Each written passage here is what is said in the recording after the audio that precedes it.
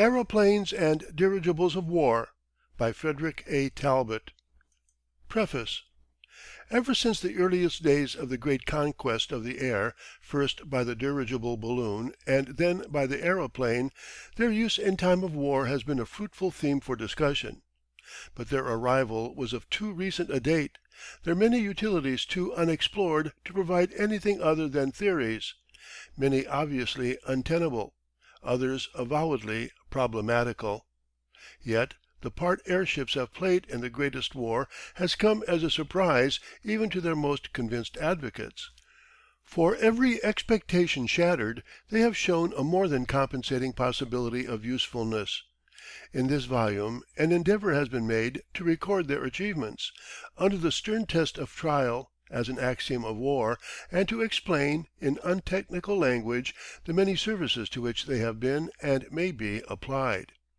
In the preparation of the work I have received assistance from many sources, British, French, Russian, and German, from official reports and from men who have played a part in the war in the air. The information concerning German military aircraft has been obtained from government documents, most of which were placed at my disposal before the outbreak of war. The use of aircraft has changed the whole art and science of warfare. With its disabilities well in hand, with its strength but half revealed, the aerial service has revolutionized strategy and shorn the unexpected attack of half its terrors. The fourth arm is now an invaluable part of the complex military machine. F. A. Talbot. End of preface. Recording by William Tomko.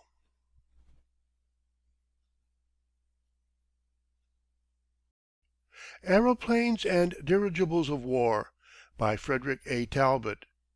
Chapter 1. The Introduction of Aircraft into Military Operations. It is a curious circumstance that an invention which is hailed as being one of the greatest achievements ever recorded in the march of civilization should be devoted essentially to the maiming of humanity and the destruction of property. In no other trend of human endeavour is this factor so potently demonstrated as in connection with man's conquest of the air. The dogged struggle against the blind forces of nature was waged tenaciously and perseveringly for centuries, but the measure of success recorded from time to time was so disappointing as to convey the impression, except in a limited circle, that the problem was impossible of solution. In the meantime wondrous changes had taken place in the methods of transportation by land and sea. The steam and electric railway, steam propulsion of vessels, and mechanical movement along the high roads had been evolved and advanced to a high standard of perfection, to the untold advantage of the community.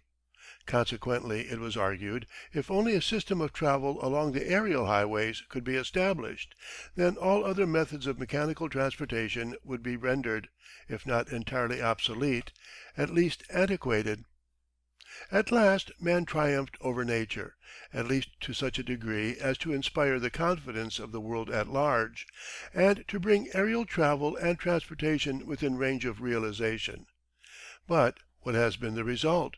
The discovery is not devoted to the interests of peace and economic development, but to extermination and destruction. At the same time this development may be explained. The airship and aeroplane in the present stage of evolution possess no economic value. True, cross-country cruises by airship have been inaugurated, and up to a point have proved popularly, if not commercially, successful, while tentative efforts have been made to utilize the aeroplane as a mail carrier. Still, from the viewpoint of the community at large, aerial travel is as remote as it was centuries ago. It is somewhat interesting to observe how history is repeating itself. When the Montgolfiers succeeded in lifting themselves into the air by means of a vessel inflated with hot air, the new vehicle was hailed not so much as one possessed of commercial possibilities, but as an engine of war. When the indomitable courage and perseverance of Count von Zeppelin, in the face of discouraging disasters and flagrant failures, at last commanded the attention of the German Emperor, the latter regarded the Zeppelin craft not from the interests of peace, but as a military weapon, and the whole of the subsequent efforts of the imperial admirer were devoted to the perfection of the airship in this one direction. Other nations, when they embarked on an identical line of development, considered the airship from a similar point of view. In fact, outside Germany there was very little private initiative in this field. Experiments and developments were undertaken by the military or naval, and in some instances by both branches of the respective powers. Consequently, the aerial craft, whether it be a dirigible airship or an aeroplane, can only be regarded from the military point of view. Despite the achievements which have been recorded by human endeavour in the field of aerial travel, the balloon per se has by no means been superseded. It still remains an invaluable adjunct to the fighting machine. In Great Britain its value in this direction has never been ignored. Of late, indeed, it has rather been developed. The captive balloon is regarded as an indispensable unit to both field and sea operations. This fact was emphasised very strongly in connection with the British naval attacks upon the German forces in Flanders, and it contributed to the discomfiture of the German hordes in a very emphatic manner. The captive balloon may be operated from any spot where facilities exist for anchoring the paying out cable together with winding facilities for the latter. Consequently, if exigencies demand, it may be operated from the deck of a warship, so long as the latter is stationary, or even from an automobile. It is of small cubic capacity, inasmuch as it is only necessary for the bag to contain sufficient gas to lift one or two men to a height of about 500 or 600 feet. When used in the field the balloon is generally inflated at the base, to be towed or carried forward by a squad of men while floating in the air, perhaps at a height of 10 feet. A dozen men will suffice for this duty as a rule, and in calm weather little difficulty is encountered in moving from point to point. This method possesses many advantages. The balloon can be inflated with greater ease at the base, where it is immune from interference by hostile fire. Moreover, the facilities for obtaining the requisite inflating agent, hydrogen or coal gas, are more convenient at such a point. If the base be far removed from the spot at which it is desired to operate the balloon, the latter is inflated at a convenient point nearer the requisite position, advantage being taken of the protective covering offered by a copse or other natural obstacle. As is well known, balloons played an important part during the siege of Paris in 1870–71, not only in connection with daring attempts to communicate with the outer world, but in reconnoitring the German positions around the beleaguered city. But this was not the first military application of the aerial vessel. It was used by the French against the Austrians in the Battle of Fleurus, and also during the American Civil War. These operations, however, were of a sporadic character. They were not part and parcel of an organized military section.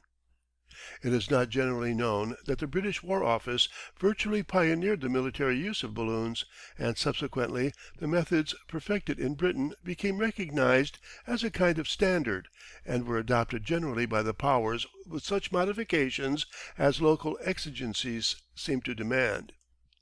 The British Military Balloon Department was inaugurated at Chatham under Captain Templer in 1879. It was devoted essentially to the employment of captive balloons in war, and in 1880 a company of the Royal Engineers was detailed to the care of this work in the field. 6 years previously the French Military Department had adopted the captive balloon under Colonel Laussedat, who was assisted among others by the well-known Captain Renard. Germany was somewhat later in the field. The military value of captive balloons was not appreciated and taken into serious consideration here until 1884. But although British efforts were preceded by the French, the latter did not develop the idea upon accepted military lines.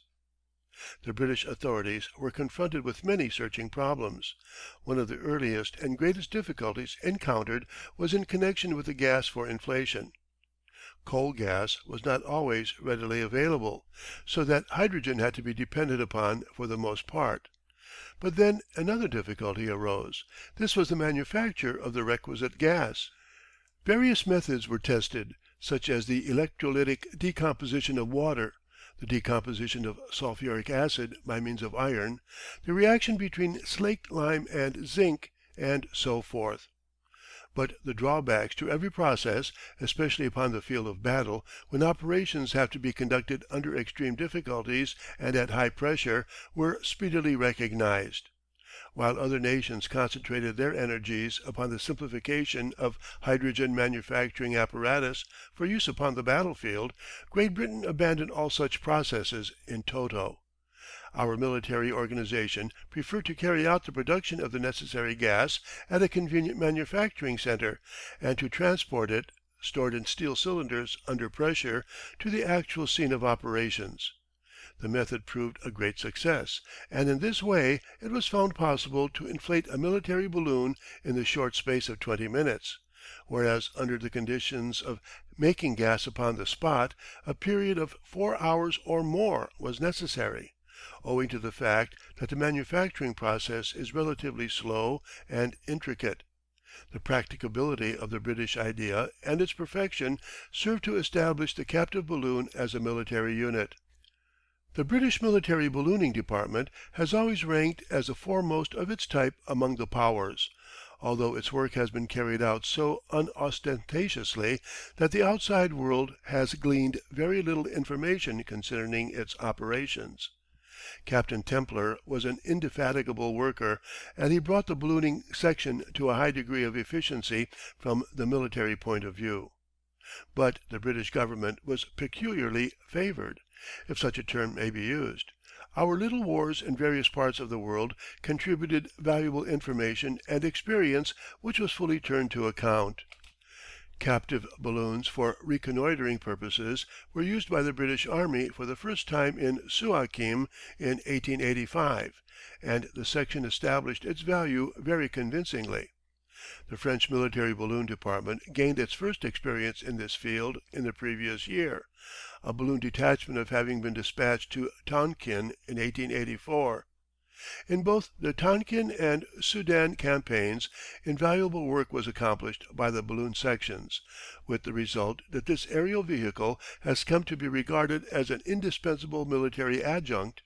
Indeed, the activity of the German military ballooning section was directly attributable to the Anglo-French achievements therewith.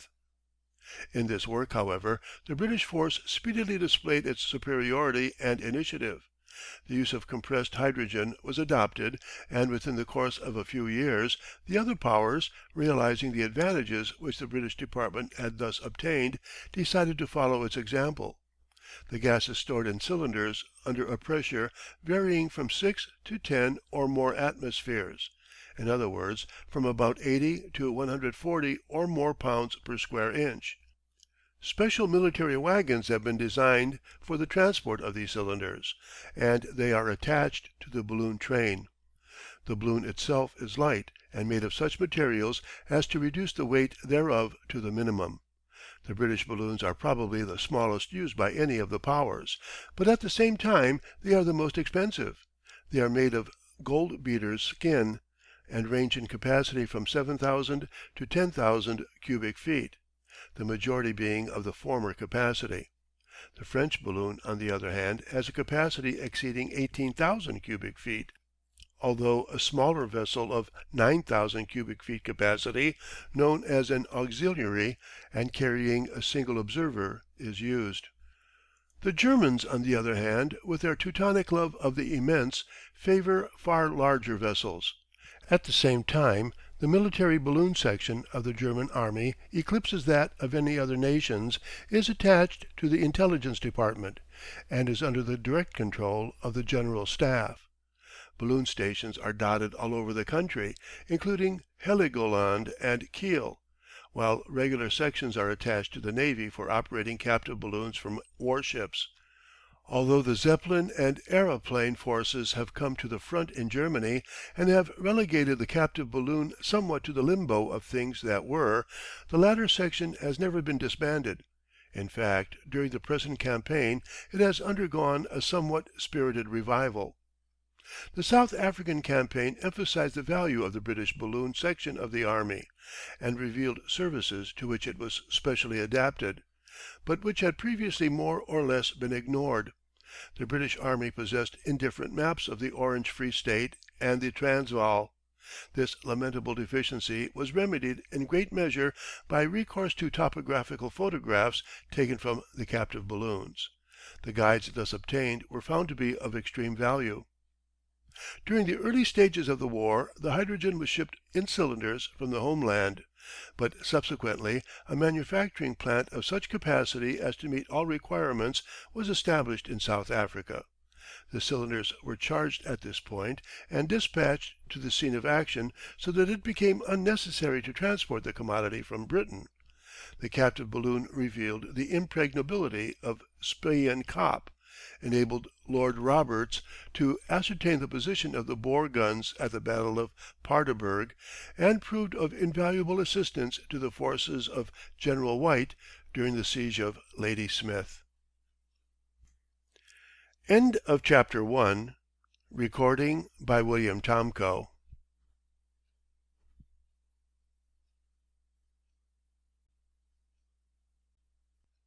Aeroplanes and Dirigibles of War by Frederick A. Talbot. Chapter 2. The Military Uses of the Captive Balloon. Although the captive balloon is recognized as indispensable in military operations, its uses are somewhat limited.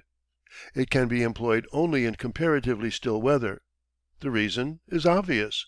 It is essential that the balloon should assume a vertical line in relation to its winding plant upon the ground beneath, so that it may attain the maximum elevation possible. In other words, the balloon should be directly above the station below, so that if 100 yards of cable are paid out the aerostat may be 100 yards above the ground.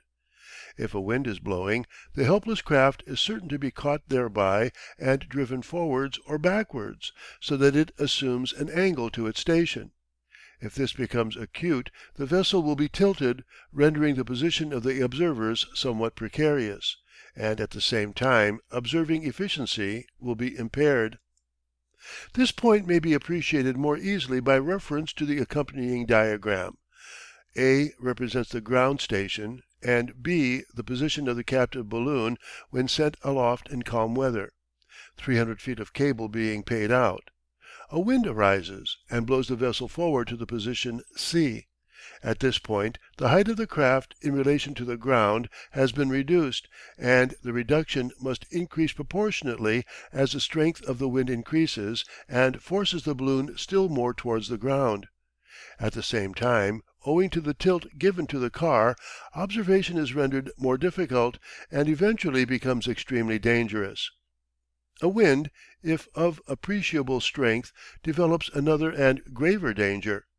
Greater strain will be imposed upon the cable, while if the wind be gusty, there is the risk that the vessel will be torn away from its anchoring rope and possibly lost. Thus it will be seen that the effective utilization of a captive balloon is completely governed by meteorological conditions, and often it is impossible to use it in weather which exercises but little influence upon dirigibles or aeroplanes. The captive balloon equipment comprises the balloon, together with the observer's basket, the wire cable whereby it is anchored and controlled, and the winding apparatus. Formerly a steam engine was necessary for the paying in and out of the cable, but nowadays this is accomplished by means of a petrol driven motor, an oil engine, or even by the engine of an automobile. The length of cable varies according to the capacity of the balloon and the maximum operating height. The average British balloon is able to lift about 290 or 300 pounds, which may be taken to represent the weight of 2 observers. On the other hand, the French and German balloons are able to carry 4 times this weight, with the exception of the French auxiliaries, which are designed to lift 1 observer only. The balloon of the 2 latter powers have also a greater maximum altitude. It is possible to ascend to a height of some 2,000 feet in one of these. The observing station is connected with the winding crew below either by a telephone or some other signalling system, the method practised varying according to circumstances. In turn, the winding station is connected with the officer in charge of the artillery, the fire of which the captive balloon is directing. The balloon observer is generally equipped with various instruments, such as telescope, photographic cameras, and so forth, so as to be able, if necessary, to prepare a topographical survey of the country below. By this means the absence of reliable maps may be remedied, or if not regarded as sufficiently correct, they may be checked and counterchecked by the data gained aloft. Seeing that the gas has to be transported in cylinders which are weighty, it is incumbent that the waste of this commodity should be reduced to the minimum. The balloon cannot be deflated at night and re-inflated in the morning. It must be maintained in the inflated condition the whole time it is required for operation. There are various methods of consummating this end. One method is to haul in the balloon and to peg it down on all sides, completing the anchorage by the attachment of bags filled with earth to the network. While this process is satisfactory in calm weather, it is impracticable in heavy winds, which are likely to spring up suddenly. Consequently, a second method is practiced. This is to dig a pit into the ground of sufficient size to receive the balloon. When the latter is hauled in, it is lowered into this pit and there pegged down and anchored. Thus it is perfectly safe during the roughest weather, as none of its bulk is exposed above the ground level. Furthermore, it is not a conspicuous object for the concentration of hostile fire. In some instances, and where the military department is possessed of an elaborate equipment such as characterizes the German army, when reconnaissance is completed and the balloon is to be removed to another point, the gas is pumped back into the cylinders for further use. Such an economical proceeding is pretty and well adapted to manoeuvres, but it is scarcely feasible in actual warfare, for the simple reason that the pumping takes time. Consequently, the general procedure, when the balloon has completed its work, is to permit the gas to escape into the air in the usual manner, and to draw a fresh supply of gas from further cylinders when the occasion arises for re-inflation. Although the familiar spherical balloon has proved perfectly adequate for reconnoitring in the British and French armies, the German authorities maintained that it was not satisfactory in anything but calm weather. Accordingly, scientific initiative was stimulated with a view to the evolution of a superior vessel.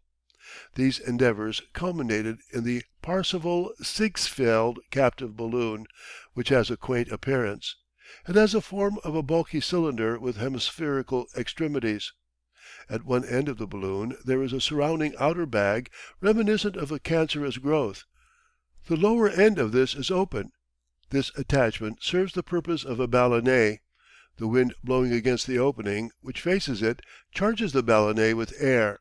This action, it is claimed, serves to steady the main vessel somewhat in the manner of the tail of a kite, thereby enabling observations to be made as easily and correctly in rough as in calm weather. The appearance of the balloon while aloft is certainly curious. It appears to be rearing up on end, as if the extremity saddled with the ballonnet were weighted. British and French captive balloon authorities are disposed to discount the steadying effect of this attachment, and indeed to maintain that it is a distinct disadvantage. It may hold the vessel steadier for the purpose of observation, but at the same time it renders the balloon a steadier target for hostile fire. On the other hand, the swaying of a spherical balloon with the wind materially contributes to its safety. A moving object, particularly when its oscillations are irregular and incalculable, is an extremely difficult object at which to take effective aim. Seeing that even a small captive balloon is of appreciable dimensions, from 25 to 33 feet or more in diameter, one might consider it an easy object to hit. But experience has proved otherwise. In the first place, the color of the balloon is distinctively protective. The golden or yellowish tinge harmonizes well with the daylight, even in gloomy weather, while at night time it blends excellently with the moonlight. For effective observations a high altitude is undesirable. At a height of 600 feet the horizon is about 28 miles from the observer, as compared with the 3 miles constituting the range of vision from the ground over perfectly flat country. Thus it will be seen that the spotter up aloft has the command of a considerable tract. Various ways and means of finding the range of a captive balloon have been prepared, and tables innumerable are available for committal to memory, while those weapons especially designed for aerial targets are fitted with excellent range finders and other instruments. The Germans, with characteristic thoroughness, have devoted considerable attention to this subject, but from the results which they have achieved up to the present this guiding knowledge appears to be more spectacular and impressive than effective. To put a captive balloon out of action one must either riddle the envelope, causing it to leak like a sieve, blow the vessel to pieces, or ignite the highly inflammable gas with which it is inflated. Individual rifle fire will inflict no tangible damage. A bullet, if it finds its billet, will merely pass through the envelope and leave two small punctures. True, these vents will allow the gas to escape, but this action will proceed so slowly as to permit the vessel to remain aloft long enough to enable the observer to complete his work. A lucky rifle volley or the stream of bullets from a machine gun may riddle the envelope, precipitating a hurried descent, owing to the greater number of perforations through which the gas is able to escape, but as a rule the observer will be able to land safely. Consequently, the general practice is to shatter the aerostat, and to this end either shrapnel, high explosives, or incendiary shells will be used. The former must explode quite close to the balloon in order to achieve the desired end, while the incendiary shell must actually strike it so as to fire the gas. The high explosive shell may explode effectually some feet away from the vessel, inasmuch as in this instance dependence is placed upon the terrific concussion produced by the explosion which, acting upon the fragile fabric of the balloon, brings about a complete collapse of the envelope. If a shrapnel is well placed and explodes immediately above the balloon, the envelope will be torn to shreds and a violent explosion of the gas will be precipitated. But, as a matter of fact, it is extremely difficult to place a shrapnel shell so as to consummate this end. The range is not picked up easily, while the timing of the fuse to bring about the explosion of the shell at the critical moment is invariably a complex problem. One favorite method of finding the range of a balloon is shown in the accompanying diagrams. The artillery battery is at B and the captive balloon C is anchored at A. On either side of B and at a specific distance, observers O1 and O2 respectively are stationed. First a shell is fired at long range, possibly the maximum range of the gun. It bursts at D. As it has burst immediately in the line of sight of B, but with the smoke obscured by the figure of the balloon C, it is obvious to B that the explosion has occurred behind the objective, but at what distance he cannot tell. To O1 and O2, however, it is seen to have burst at a considerable distance behind C, though to the former it appears to have burst to the left and to the second observer to the right of the target. Another shell at short range is now fired and it bursts at E. The explosion takes place in the line of sight of B, who knows that he has fired short of the balloon because the latter is eclipsed by the smoke. But the two observers see that it is very short, and here again the explosion appears to O1 to have occurred to the right of the target, while to O2 it has evidently burst to the left of the aerostat, as revealed by the relation of the position of the balloon to the bursting of the shell, shown in Figure 3. A third round is fired and the shell explodes at F. In this instance the explosion takes place below the balloon. Both the observers and the artilleryman concur in their deductions upon the point at which the shell burst, but the shell must explode above the balloon, and accordingly a fourth round is discharged and the shell bursts at G. This appears to be above the balloon, inasmuch as the lines of sight of the two observers and B converge at this point. But whether the explosion occurs immediately above the vessel, as is desired, it is impossible to say definitely, because it may explode too far behind to be effective. Consequently, if this shell should prove abortive, the practice is to decrease the range gradually with each succeeding round, until the explosion occurs at the critical point, when, of course, the balloon is destroyed. An interesting idea of the difficulty of picking up the range of a captive balloon may be gathered from the fact that some 10 minutes are required to complete the operation. But success is due more to luck than judgment. In the foregoing explanation it is premised that the aerial vessel remains stationary, which is an extremely unlikely contingency.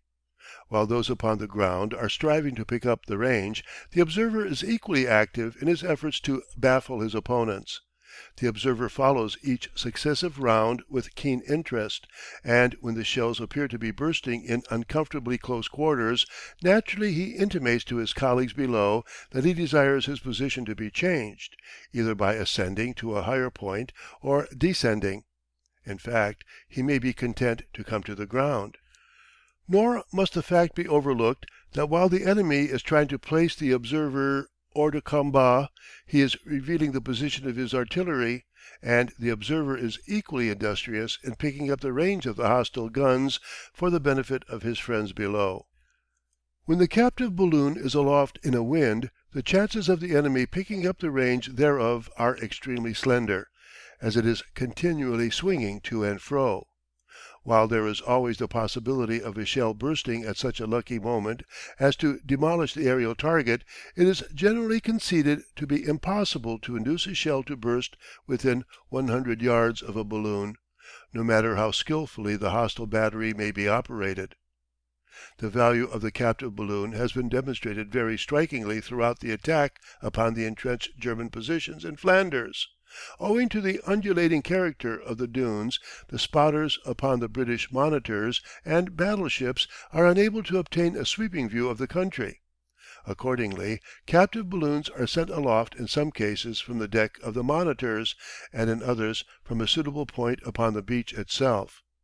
The aerial observer from his point of vantage is able to pick up the positions of the German forces and artillery with ease, and to communicate the data thus gained to the British vessels, although subjected to heavy and continuous hostile fire. The difficulty of hitting a captive balloon has been graphically emphasized, inasmuch as the German artillerists have failed to bring down a solitary balloon. On the other hand, the observer in the air is able to signal the results of each salvo fired from the British battleships as they manoeuvre at full speed up and down the coastline, while he keeps the fire of the monitors concentrated upon the German positions until the latter have been rendered untenable or demolished. The accuracy of the British gunfire has astonished even the Germans, but it has been directly attributable to the range finder perched in the car of the captive balloon and his rapid transmission of information to the vessels below. The enthusiastic supporters of aerial navigation maintained that the dirigible and the aeroplane would supersede the captive balloon completely, but as a matter of fact the present conflict has established the value of this factor more firmly than ever. There is not the slightest possibility that the captive balloon sections of the belligerents will be disbanded, especially those which have the fruits of experience to guide them. The airship and the aeroplane have accomplished wonders, but despite their achievements the captive balloon has fully substantiated its value as a military unit in its particular field of operations. End of Chapter 2. Recording by William Tomko.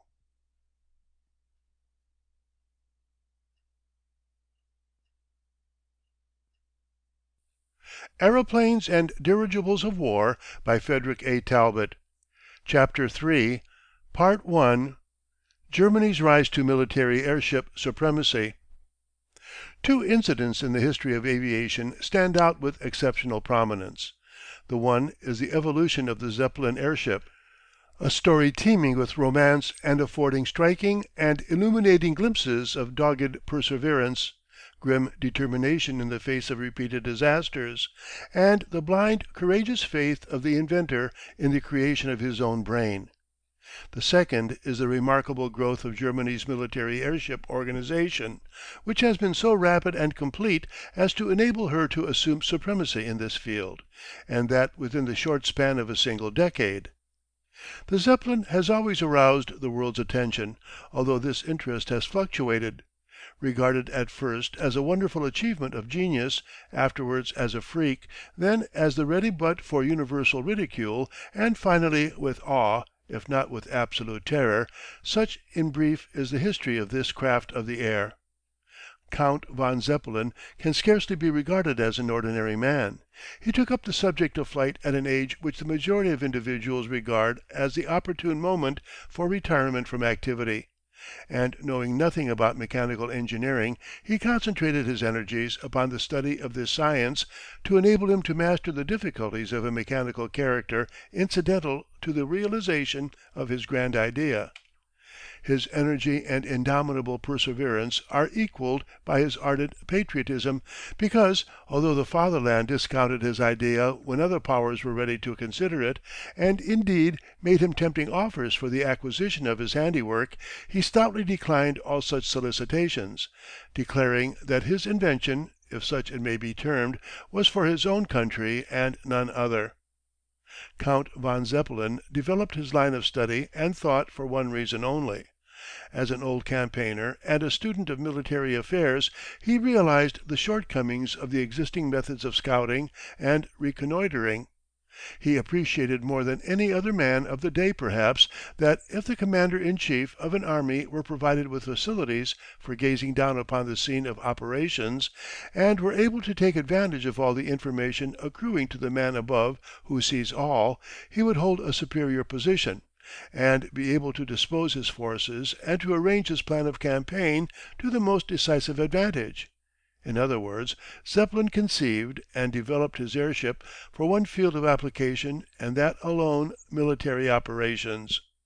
Although it has achieved certain successes in other directions, these have been subsidiary to the primary intention, and have merely served to emphasise its military value. Von Zeppelin was handicapped in his line of thought and investigation from the very first. He dreamed big things upon a big scale. The colossal always makes a peculiar and irresistible appeal to the Teutonic nature, so he contemplated the perfection of a big dirigible, eclipsing in every respect anything ever attempted or likely to be attempted by rival countries. Unfortunately, the realization of the colossal entails an equally colossal financial reserve, and the creator of this form of airship for years suffered from financial cramp in its worst manifestation. Probably it was to the benefit of the world at large that fortune played him such sorry tricks. It retarded the growth of German ambition in one direction very effectively. As is well known, Zeppelin evolved what may be termed an individual line of thought in connection with his airship activities. He adopted what is known as the indeformable airship, that is to say the rigid as opposed to the semi-rigid and flexible craft. As a result of patient experiment and continued researches, he came to the conclusion that a huge outer envelope, taking the form of a polygonal cylinder with hemispherical ends, constructed upon substantial lines, with a metallic skeleton encased within an impermeable skin, and charged with a number of smaller balloon-shaped vessels containing the lifting agent, hydrogen gas, would fulfil his requirements to the greatest advantage. Model after model was built upon these lines. Each was subjected to searching tests with the invariable result attending such work with models. Some fulfilled the expectations of the inventor, others resolutely declined to illustrate his reasonings in any direction. The inevitable happened. When a promising model was completed finally, the inventor learned to his sorrow what every inventor realizes in time. His fortune and the resources of others had been poured down the sink of experiment. To carry the idea from the model to the practical stage required more money, and it was not forthcoming. The inventor sought to enlist the practical sympathy of his country, only to learn that in Germany, as in other lands, the axiom concerning the prophet, honour, and country prevails. No exuberant inventor received such a cold douche from a government as did Count Zeppelin from the Prussian authorities. For 2 years further work was brought practically to a standstill. Nothing could be done unless the sinews of war were forthcoming. His friends, who had assisted him financially with his models, now concluded that their aid had been misplaced. The inventor, though disappointed, was by no means cast down. He clung tenaciously to his pet scheme, and to such effect that in 1896 a German engineering society advanced him some funds to continue his researches. This support sufficed to keep things going for another 2 years, during which time a full sized vessel was built. The grand idea began to crystallize rapidly, with the result that when a public company was formed in 1898 sufficient funds were rendered available to enable the first craft to be constructed. It aroused considerable attention, as well as it might, seeing that it eclipsed anything which had previously been attempted in connection with dirigibles. It was no less than 420 feet in length by 38 feet in diameter, and was fitted with 2 cars, each of which carried a 16 horsepower motor driving independent propellers rigidly attached to the body of the vessel. The propellers were both vertical and horizontal, for the purpose of driving the ship in the 2 planes, vertical and horizontal respectively. The vessel was of great scientific interest, owing to the ingenuity of its design and construction. The metallic skeleton was built up from aluminium, and over this was stretched the fabric of the envelope, care being observed to reduce skin friction as well as to achieve impermeability. But it was the internal arrangement of the gas lifting balloons which provoked the greatest concern. The hull was divided into compartments, each complete in itself, and each containing a small balloon inflated with hydrogen. It was subdivision as practised in connection with vessels ploughing the water applied to aerial craft, the purpose being somewhat the same. As a ship of the seas will keep afloat so long as a certain number of its subdivisions remain watertight, so would the Zeppelin keep aloft if a certain number of the gas compartments retained their charges of hydrogen. There were no fewer than 17 of these gas balloons arranged in a single line within the envelope.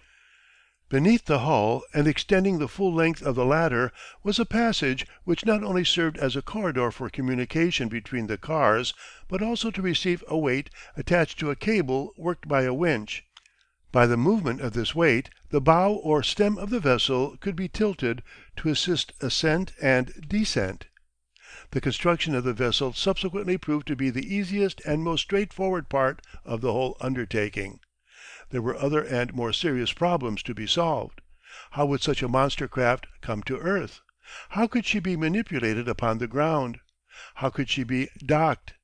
Upon these 3 points previous experience was silent. One German inventor, who likewise had dreamed big things and had carried them into execution, paid for his temerity and ambitions with his life, while his craft was reduced to a mass of twisted and torn metal. Under these circumstances Count Zeppelin decided to carry out his flights over the waters of the Bodensee and to house his craft within a floating dock. In this manner 2 certain factors might be effectively subjugated. Another problem had been ingeniously overcome. The outer envelope presented an immense surface to the atmosphere, while temperature was certain to play an uncertain part in the behaviour of the craft. The question was to reduce to the minimum the radiation of heat and cold to the bags containing the gas. This end was achieved by leaving a slight air space between the inflated gas balloons and the inner surface of the hull. The first ascent was made on July 2, 1900, but was disappointing. Several breakdowns of the mechanism occurred while the vessel was in mid air, which rendered it unmanageable, although a short flight was made which sufficed to show that an independent speed of 13 feet per second could be attained. The vessel descended and was made fast in her dock, the descent being effected safely, while manoeuvring into dock was successful. At least 3 points about which the inventor had been in doubt appeared to be solved. His airship could be driven through the air and could be steered. It could be brought to earth safely, and it could be docked. The repairs to the mechanism were carried out, and on October 17th and 21st of the same year further flights were made.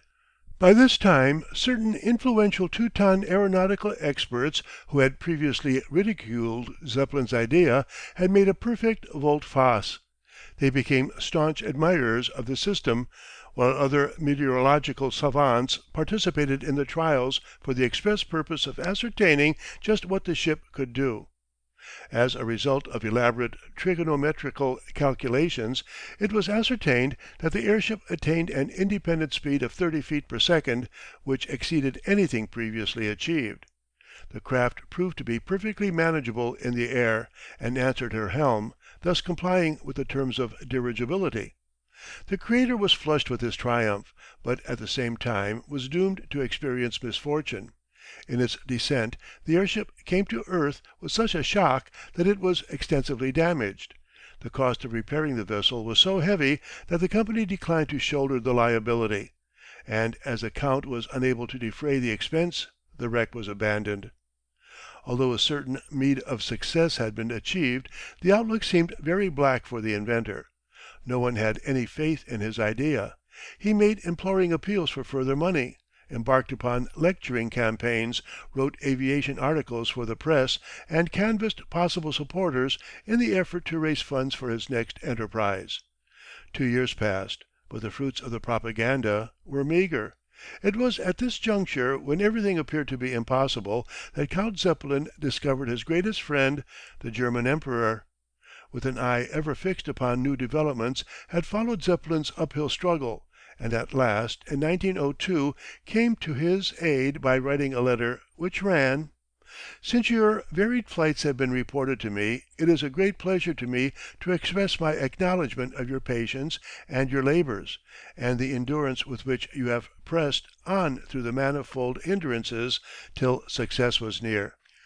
The advantages of your system have given your ship the greatest attainable speed and dirigibility, and the important results you have obtained have produced an epoch-making step forward in the construction of airships and leave laid down a valuable basis for future experiments." End of Chapter 3, Part 1.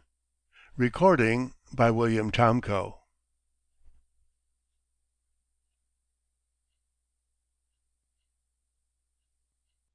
Aeroplanes and Dirigibles of War by Frederick A. Talbot. Chapter 3, Part 2. This imperial appreciation of what had been accomplished proved to be the turning point in the inventor's fortunes. It stimulated financial support, and the second airship was taken in hand. But misfortune still pursued him. Accidents were of almost daily occurrence. Defects were revealed here and weaknesses somewhere else. So soon as one trouble was overcome, another made itself manifest. The result was that the whole of the money collected by his hard work was expended before the ship could take to the air. A further crash and blasting of cherished hopes appeared imminent. But at this moment another royal personage came to the inventor's aid. The King of Würtemberg took a personal interest in his subject's uphill struggle, and the Würtemberg government granted him the proceeds of a lottery. With this money, and with what he succeeded in raising by hook and by crook, and by mortgaging his remaining property, around £20,000 was obtained. With this capital a third ship was taken in hand, and in 1905 it was launched. It was a distinct improvement upon its predecessors. The airship was 414 feet in length by 38 feet in diameter, was equipped with 17 gas balloons having an aggregate capacity of 367,000 cubic feet of hydrogen, was equipped with two 85 horsepower motors driving 4 propellers, and displaced 9 tons. All the imperfections incidental to the previous craft had been eliminated, while the ship followed improved lines in its mechanical and structural details. The trials with this vessel commenced on November 30th, 1905, but ill luck had not been eluded. The airship was moored upon a raft, which was to be towed out into the lake to enable the dirigible to ascend. But something went wrong with the arrangements. A strong wind caught the ungainly airship. She dipped her nose into the water, and as the motor was set going she was driven deeper into the lake, the vessel only being saved by hurried deflation. 6 weeks were occupied in repairs, but another ascent was made on January 17, 1906. The trials were fairly satisfactory, but inconclusive. One of the motors went wrong, and the longitudinal stability was found to be indifferent. The vessel was brought down and was to be anchored, but the fates ruled otherwise. A strong wind caught her during the night, and she was speedily reduced to indistinguishable scrap. Despite catastrophe, the inventor wrestled gamely with his project. The lessons taught by one disaster were taken to heart, and arrangements to prevent the recurrence thereof incorporated in the succeeding craft. Unfortunately, however, as soon as one defect was remedied, another asserted itself. It was this persistent revelation of the unexpected which caused another period of indifference towards his invention. Probably nothing more would have been heard of the Zeppelin after this last accident had it not been for the intervention of the Prussian government, at the direct instigation of the Kaiser, who had now taken Count Zeppelin under his wing.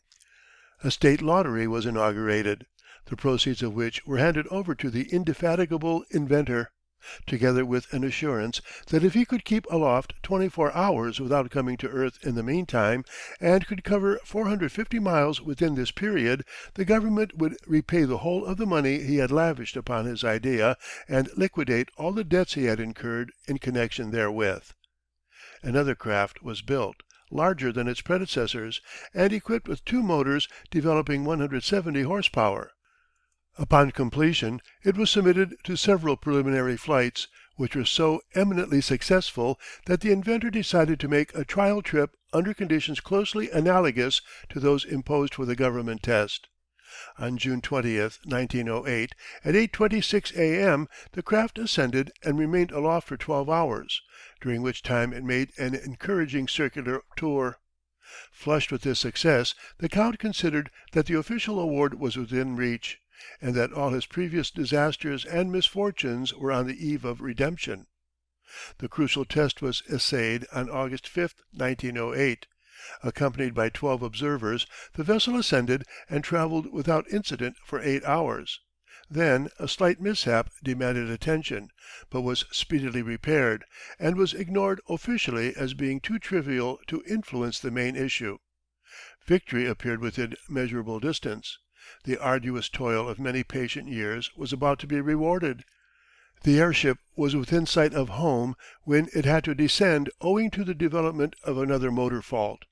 But as it approached the ground, nature, as if infuriated at the conquest, rose up in rebellion. A sudden squall struck the unwieldy monster. Within a few moments it became unmanageable, and through some inscrutable cause it caught fire, with the result that within a few moments it was reduced to a tangled mass of metallic framework. It was a catastrophe that would have completely vanquished many an inventor, but the Count was saved the gall of defeat. His flight, which was remarkable, inasmuch as he had covered 380 miles within 24 hours, including 2 unavoidable descents, struck the Teuton imagination. The seed so carefully planted by the Most High of Prussia now bore fruit. The German nation sympathized with the indomitable inventor, appreciated his genius, and promptly poured forth a stream of subscriptions to enable him to build another vessel. The intimation that other powers had approached the Count for the acquisition of his idea became known far and wide, together with the circumstance that he had unequivocally refused all offers. He was striving for the fatherland, and his unselfish patriotism appealed to one and all. Such an attitude deserved hearty national appreciation, and the members of the great German public emptied their pockets to such a degree that within a few weeks a sum of £300,000, or $1,500,000, was voluntarily subscribed. All financial embarrassments and distresses were now completely removed from the Count's mind. He could forge ahead untrammelled by anxiety and worry. Another Zeppelin was built, and it created a world's record. It remained aloft for 38 hours, during which time it covered 690 miles, and although it came to grief upon alighting, by colliding with a tree, the final incident passed unnoticed. Germany was in advance of the world. It had an airship which could go anywhere, irrespective of climatic conditions, and in true Teuton perspective the craft was viewed from the military standpoint. Here was a means of obtaining the mastery of the air. A formidable engine of invasion and aerial attack had been perfected. Consequently the grand idea must be supported with unbounded enthusiasm. The Count was hailed by his august master as the greatest German of the 20th century, and in this appreciation the populace wholeheartedly concurred. Whether such a panegyric from such an auspicious quarter is praise indeed, or the equivalent of complete condemnation, history alone will be able to judge; but when one reflects at this moment upon the achievements of this aircraft during the present conflagration, the unprejudiced will be rather inclined to hazard the opinion that imperial Teuton praise is a synonym for damnation.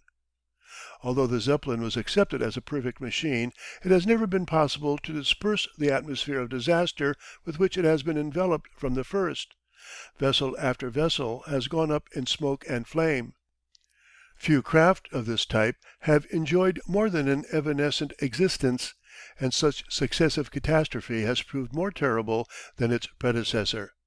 But the Teutonic nation has been induced to pin its whole faith on this airship, notwithstanding that the more level-headed engineers of other countries have always maintained the craft to be a mechanical monstrosity condemned from its design and principles of construction to disaster. Unshaken by this adverse criticism, Germany rests assured that by means of its Zeppelins it will achieve that universal supremacy which it is convinced is its destiny. This blind, childlike faith has been responsible for the establishment and development of the Zeppelin factories. At Friedrichshafen the facilities are adequate to produce 2 of these vessels per month, while another factory of a similar capacity has been established at Berlin. Unfortunately, such big craft demand large docks to accommodate them, and in turn a large structure of this character constitutes an easy mark for hostile attack, as the raiding airmen of the Allies have proved very convincingly. But the Zeppelin must not be underrated. Magnificent performances have been recorded by these vessels, such as the round 1,000 miles trip in 1909, and several other equally brilliant feats since that date. It is quite true that each astounding achievement has been attended by an equally stupendous accident, but that is accepted as a mere incidental detail by the faithful Teutonic nation. Many vivid prophecies of the forthcoming flights by Zeppelin have been uttered, and it is quite probable that more than one will be fulfilled, but success will be attributable rather to accident than design. Although the Zeppelin is the main stake of the German people in matters pertaining to aerial conquest, other types of airships have not been ignored, as related in another chapter. They have been fostered upon a smaller but equally effective scale. The semi-rigid Percival and Gross craft have met with wholehearted support, since they have established their value as vessels of the air, which is tantamount to the acceptance of their military value. The Parseval is pronounced by experts to be the finest expression of aeronautical engineering so far as Teuton effort is concerned. Certainly it has placed many notable flights to its credit. The Gross airship is an equally serviceable craft, in lines of design and construction closely following those of the early French supple airships. There are several other craft which have to become more or less recognized by the German nation as substantial units of war, such as the Ruthenberg, Siemens Schuckert, and so forth, all of which have proved their serviceability more or less conclusively. But in the somewhat constricted Teuton mind the Zeppelin, and the Zeppelin only, represents the Ultima Thule of aerial navigation, and the means for asserting the universal character of pan-Germanism as well as Kultur. End of Chapter 3, Part 2. Recording by William Tomko.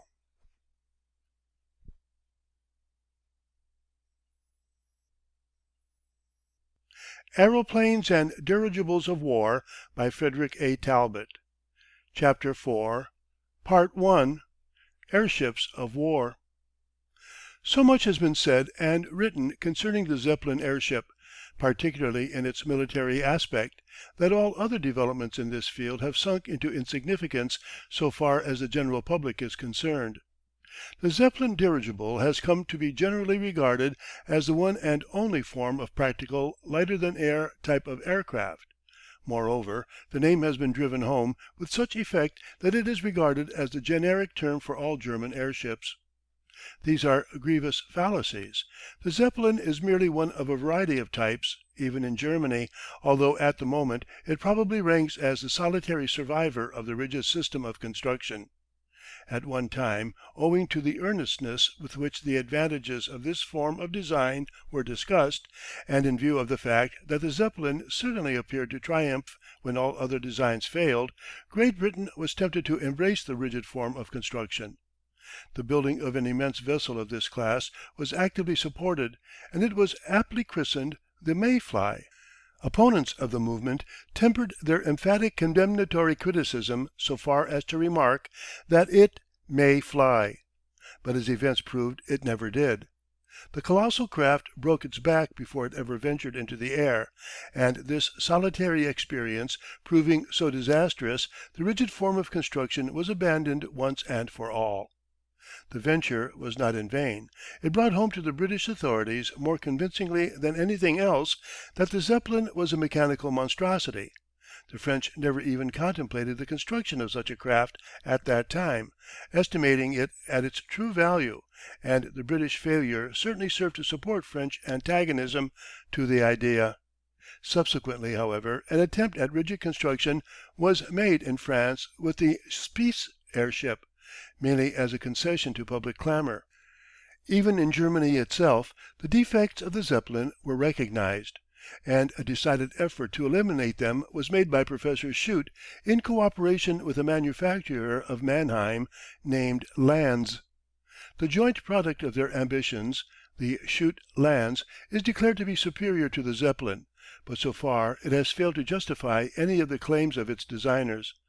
This vessel, which also favours the colossal, is likewise of the rigid type, but realising the inherent dangers accruing from the employment of metal for the framework, its constructors have used wood, reinforced and strengthened, where necessary, by metallic angle iron plates and bracing.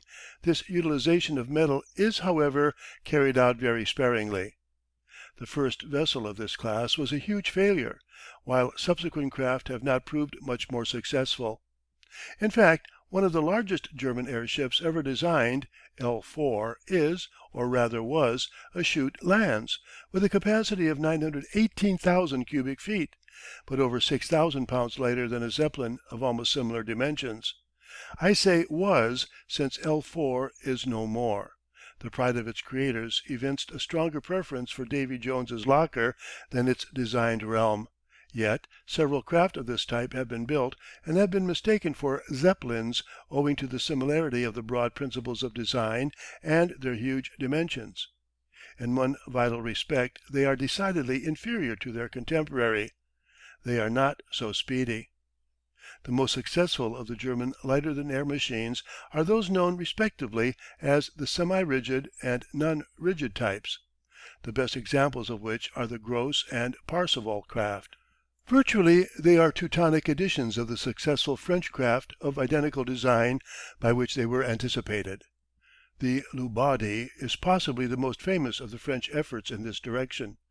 The gas bag has an asymmetrical shape and is pointed at both ends, although the prow is blunter or rounder than the stem. The gas bag comprises a single chamber for the inflating agent, the distended shape of the envelope being sustained by means of an air ballonnet.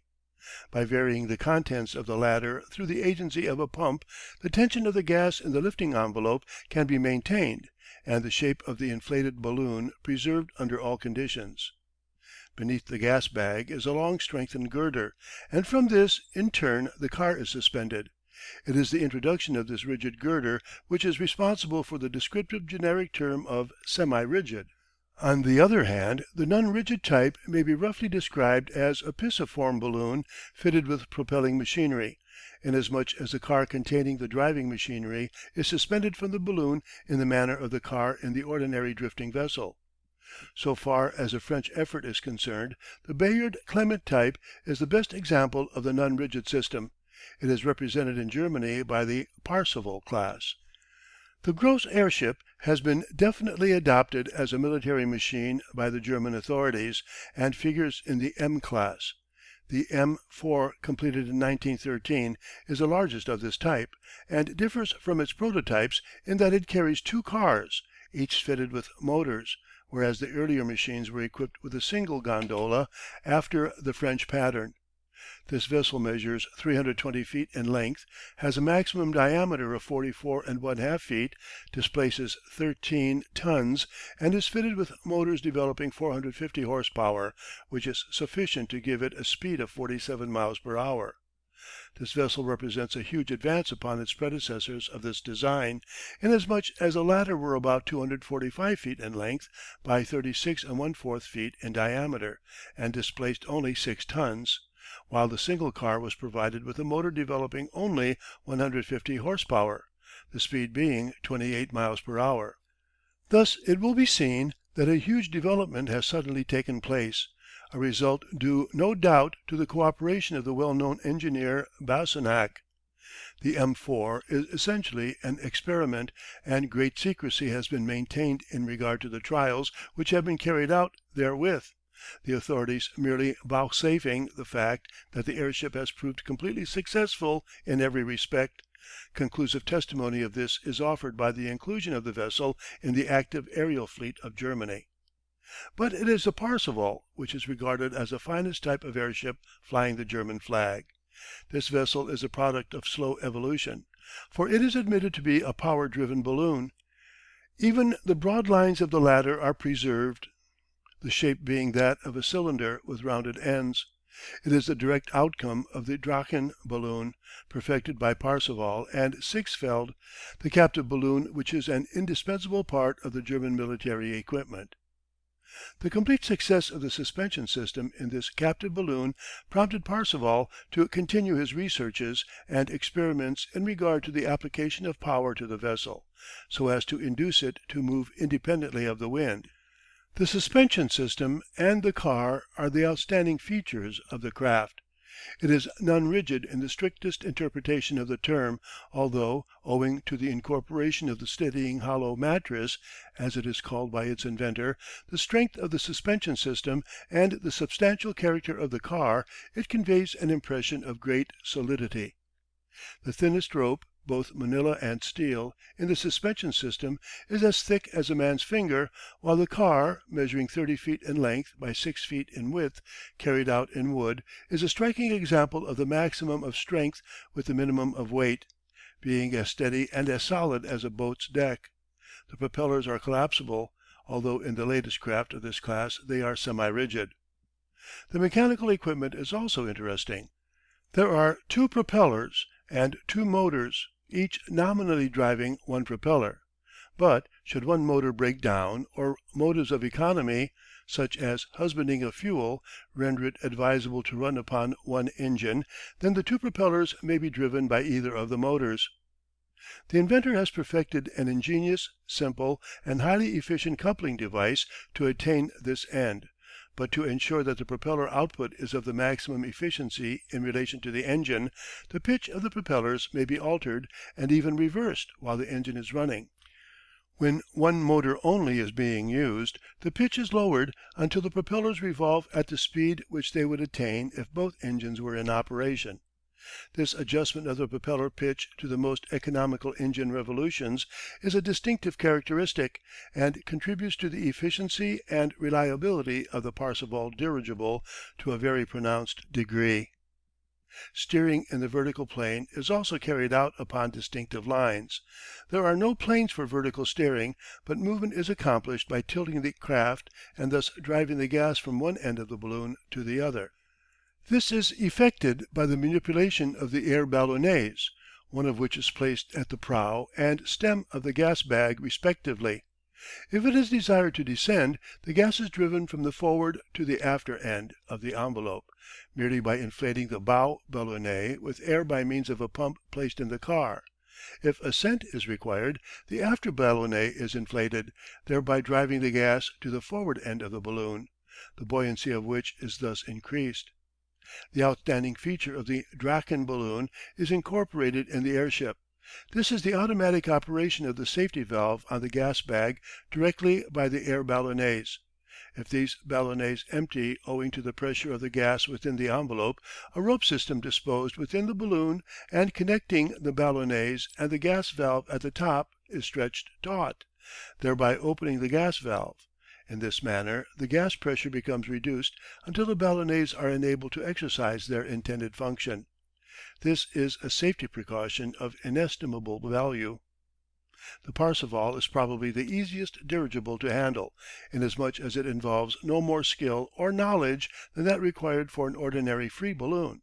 Its movements in the vertical plane are not dissimilar to those of the aeroplane, inasmuch as ascent and descent are normally conducted in a screwing manner, the only exception being, of course, in abrupt descent caused by the ripping of the emergency valve. On one occasion, it is stated, one of the latest machines of this type, when conducting experimental flights, absolutely refused to descend, producing infinite amusement both among the crowd and those on board. The development of the Parseval is directly attributable to the influence and intimate interest of the Kaiser, and undoubtedly this represents the wisest step he ever made in the realm of aeronautics.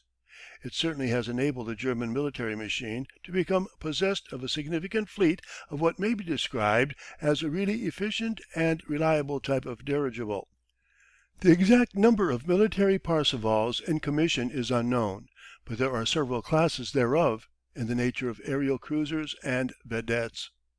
The largest and most powerful class are those known as the B type, measuring about 240 feet in length by 40 feet maximum diameter of 223,000 cubic feet capacity, and fitted with 2 motors and 2 propellers. This vessel carries about 10 passengers, can climb to a maximum height of approximately 8,500 feet, and is capable of remaining in the air for 24 hours upon a single fuel charge. While this is the largest and most serviceable type of Parseval designed for military duties, there is another, the A class, 200 feet in length, with accommodation for 6 passengers in addition to the crew of 3, which is capable of attaining a maximum altitude of 6,700 feet, and has an endurance capacity of 15 hours. This class also is fitted with twin propellers and motors.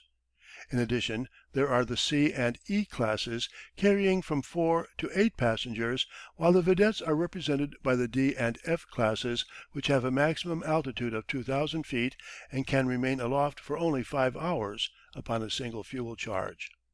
These smaller vessels, however, have the advantage of requiring only 1 or 2 men to handle them. The present military Parseval dirigible is made in one of these 5 standardized classes, experience having established their efficiency for the specified military services for which they are built. In point of speed they compare favourably with the latest types of Zeppelin, the speeds of the larger types ranging from 32 to 48 miles per hour, with a motor effort of 360 to 400 horsepower. End of Chapter 4, Part 1. Recording by William Tomko.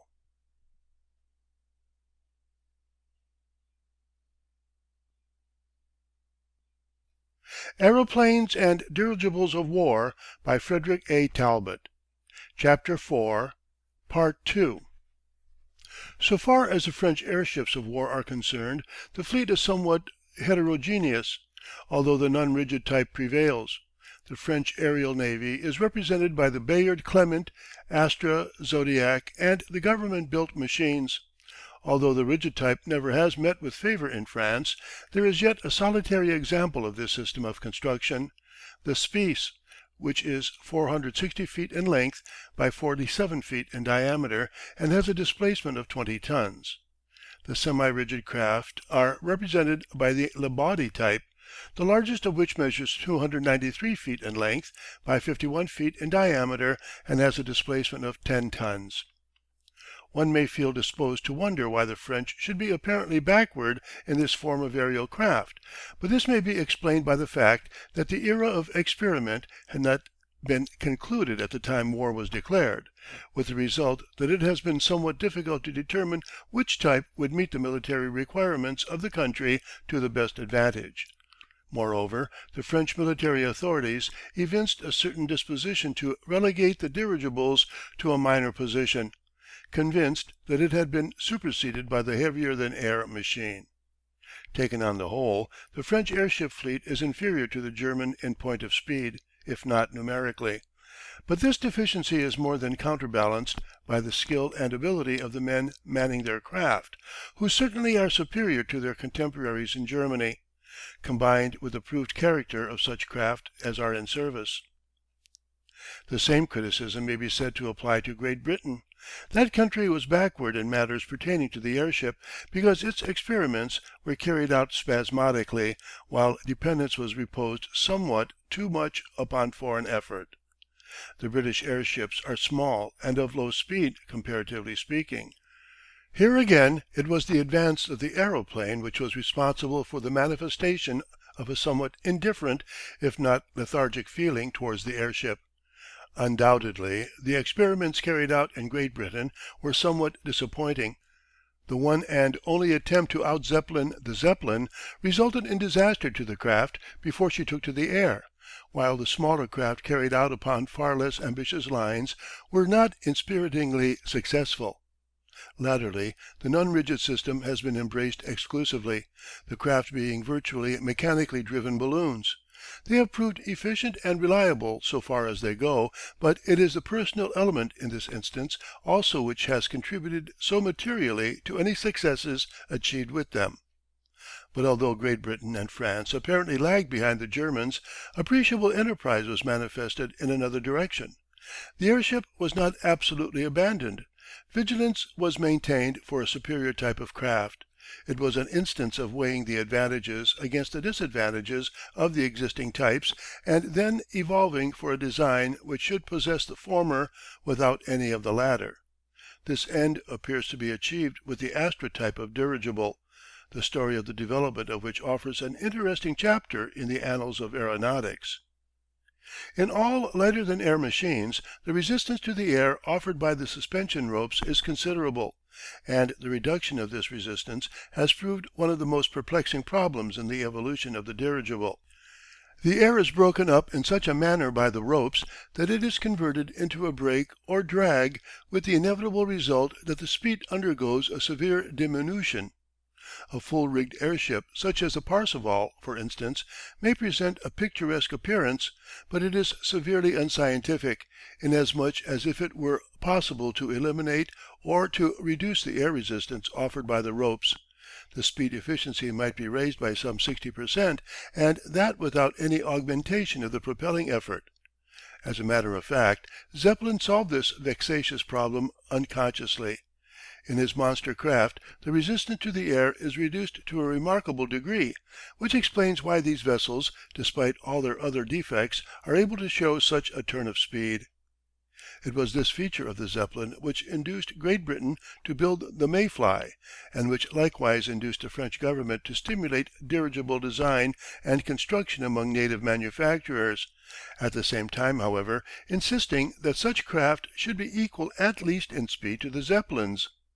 The response to this invitation was the Spice, which with its speed of 45 miles per hour ranked, until 1914, as one of the fastest dirigibles in the French service.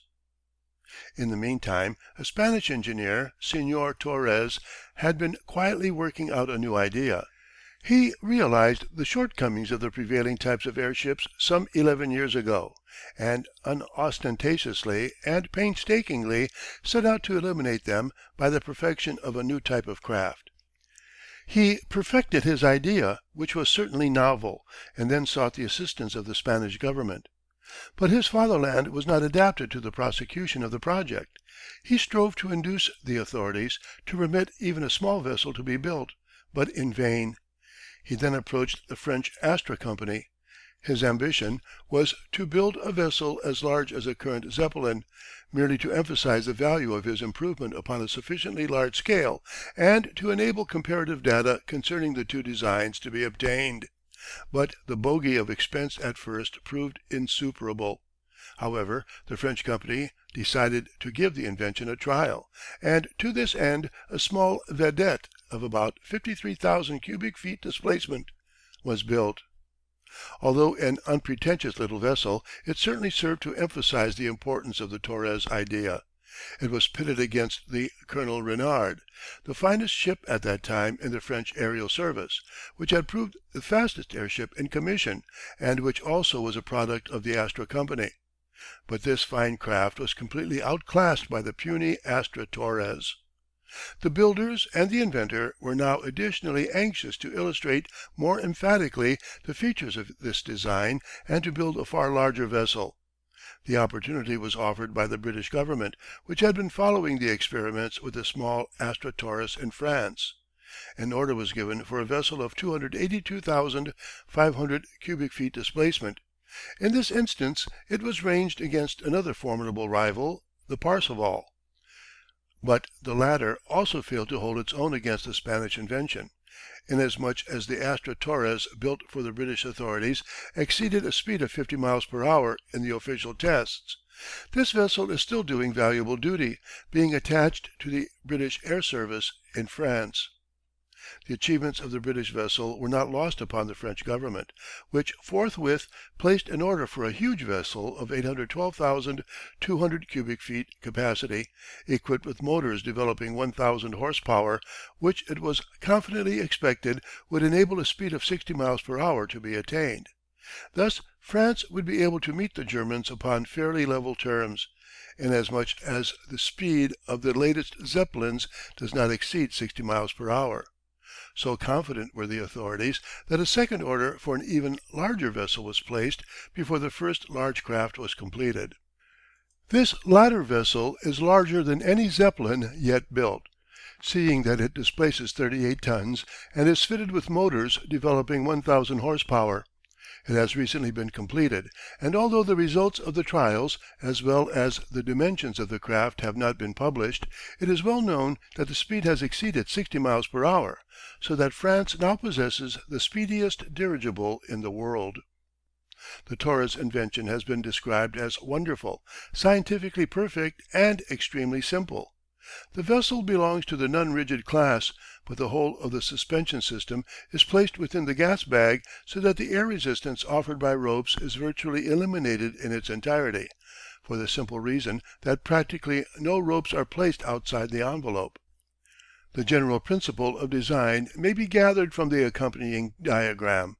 It is as if three sausage-shaped balloons were disposed pyramidally, two lying side by side with one superimposed, with the bags connected at the points where the circular sections come into contact. Thus the external appearance of the envelope is decidedly unusual, comprising three symmetrical ridges. At the points where the three bags come into contact, cloth bands are stretched across the arcs, thereby forming a cord. The suspension system is attached to the upper corners of the inverted triangle thus formed, and converges in straight lines through the gas space. The bracing terminates in collecting rings from which a short vertical cable extends downwards through a special accordion sleeve to pass through the lower wall of the envelope. These sleeves are of special design, the idea being to permit the gas to escape under pressure arising from expansion and at the same time to provide ample play for the cable which is necessary in a flexible airship. This cable emerges from the envelope only at the point or points where the car or cars is or are placed. In the British airship of this type there is only one car, but the larger French vessels are equipped with two cars placed tandem-wise. The vertical cable, after extending downwards a certain distance, is divided, one rope being attached to one and the second to the other side of the car. The two bladed propellers are disposed on either side of the car, in each of which a 500 horsepower motor is placed. The Astra Torres type of dirigible may be said to represent the latest expression in airship design and construction. The invention has given complete satisfaction and has proved strikingly successful. The French government has completed arrangements for the acquisition of larger and more powerful vessels of this design, being now in the position to contest every step that is made by Germany in this field. The type has also been embraced by the Russian military authorities. The Astra Torres airship has a rakish appearance, and although the lines of the gas bag are admitted to increase frictional resistance, this is regarded as a minor defect, especially when the many advantages of the invention are taken into consideration. End of Chapter 4, Part 2. Recording by William Tomko.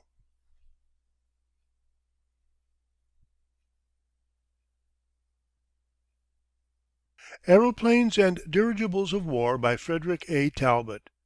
Chapter 5. Germany's Aerial Dreadnought Fleet. Although Germany, as compared with France, was relatively slow to recognize the immense possibilities of aircraft, particularly dirigibles, in the military sense, once the Zeppelin had received the well wishes of the Emperor William, Teuton activities were so pronounced as to enable the leeway to be made up within a very short while. While the Zeppelin commanded the greatest attention owing to the interesting cooperation of the German Emperor, the other types met with official and royal recognition and encouragement, as already mentioned. France, which had held premier position in regard to the aerial fleet of dirigibles for so long, was completely outclassed, not only in dimensions but also in speed, as well as radius of action and strategical distribution of the aerial forces. The German nation forged ahead at a great pace, and was able to establish a distinct supremacy, at least on paper. In the light of recent events, it is apparent that the German military authorities realized that the dawn of the day was approaching rapidly, and that it behoved them to be as fully prepared in the air as upon the land. It was immaterial that the Zeppelin was the synonym for disaster. By standardization its cost could be reduced while construction could be expedited. Furthermore, when the matter was regarded in its broadest aspect, the fact was appreciated that 40 Zeppelins could be built at the cost of one super dreadnought, so that adequate allowance could be made for accidents now and then, since a Zeppelin catastrophe, no matter how complete it may be, is regarded by the Teuton as a mere incident inseparable from progressive development. At the beginning of the year 1914, France relied upon being strengthened by a round dozen new dirigibles. 7 of these were to be of 20,000 cubic meters capacity and possessed of a speed of 47 miles per hour. While the existing fleet was numerically strong, this strength was more apparent than real, for the simple reason that a large number of craft were in dry dock undergoing repair or overhaul, while many of the units were merely under test and could not be regarded therefore as in the effective fleet. True, there were a certain number of private craft which were liable to be commandeered when the occasion arose, but they could not be considered as decided acquisitions for the simple reason that many were purely experimental units. Aerial vessels, like their consorts upon the water, have been divided into distinctive classes. Thus there are the aerial cruisers, comprising vessels exceeding 282,000 cubic feet in capacity. Scouts, which include those varying between 176,600 and 282,000 cubic feet capacity, and vedettes, which take in all the small or mosquito craft. At the end of 1913, France possessed only 4 of the first named craft in actual commission and thus immediately available for war, these being the Adjutant Vincenot, Adjutant Roe, Dupuy de Lome, and the Transarian.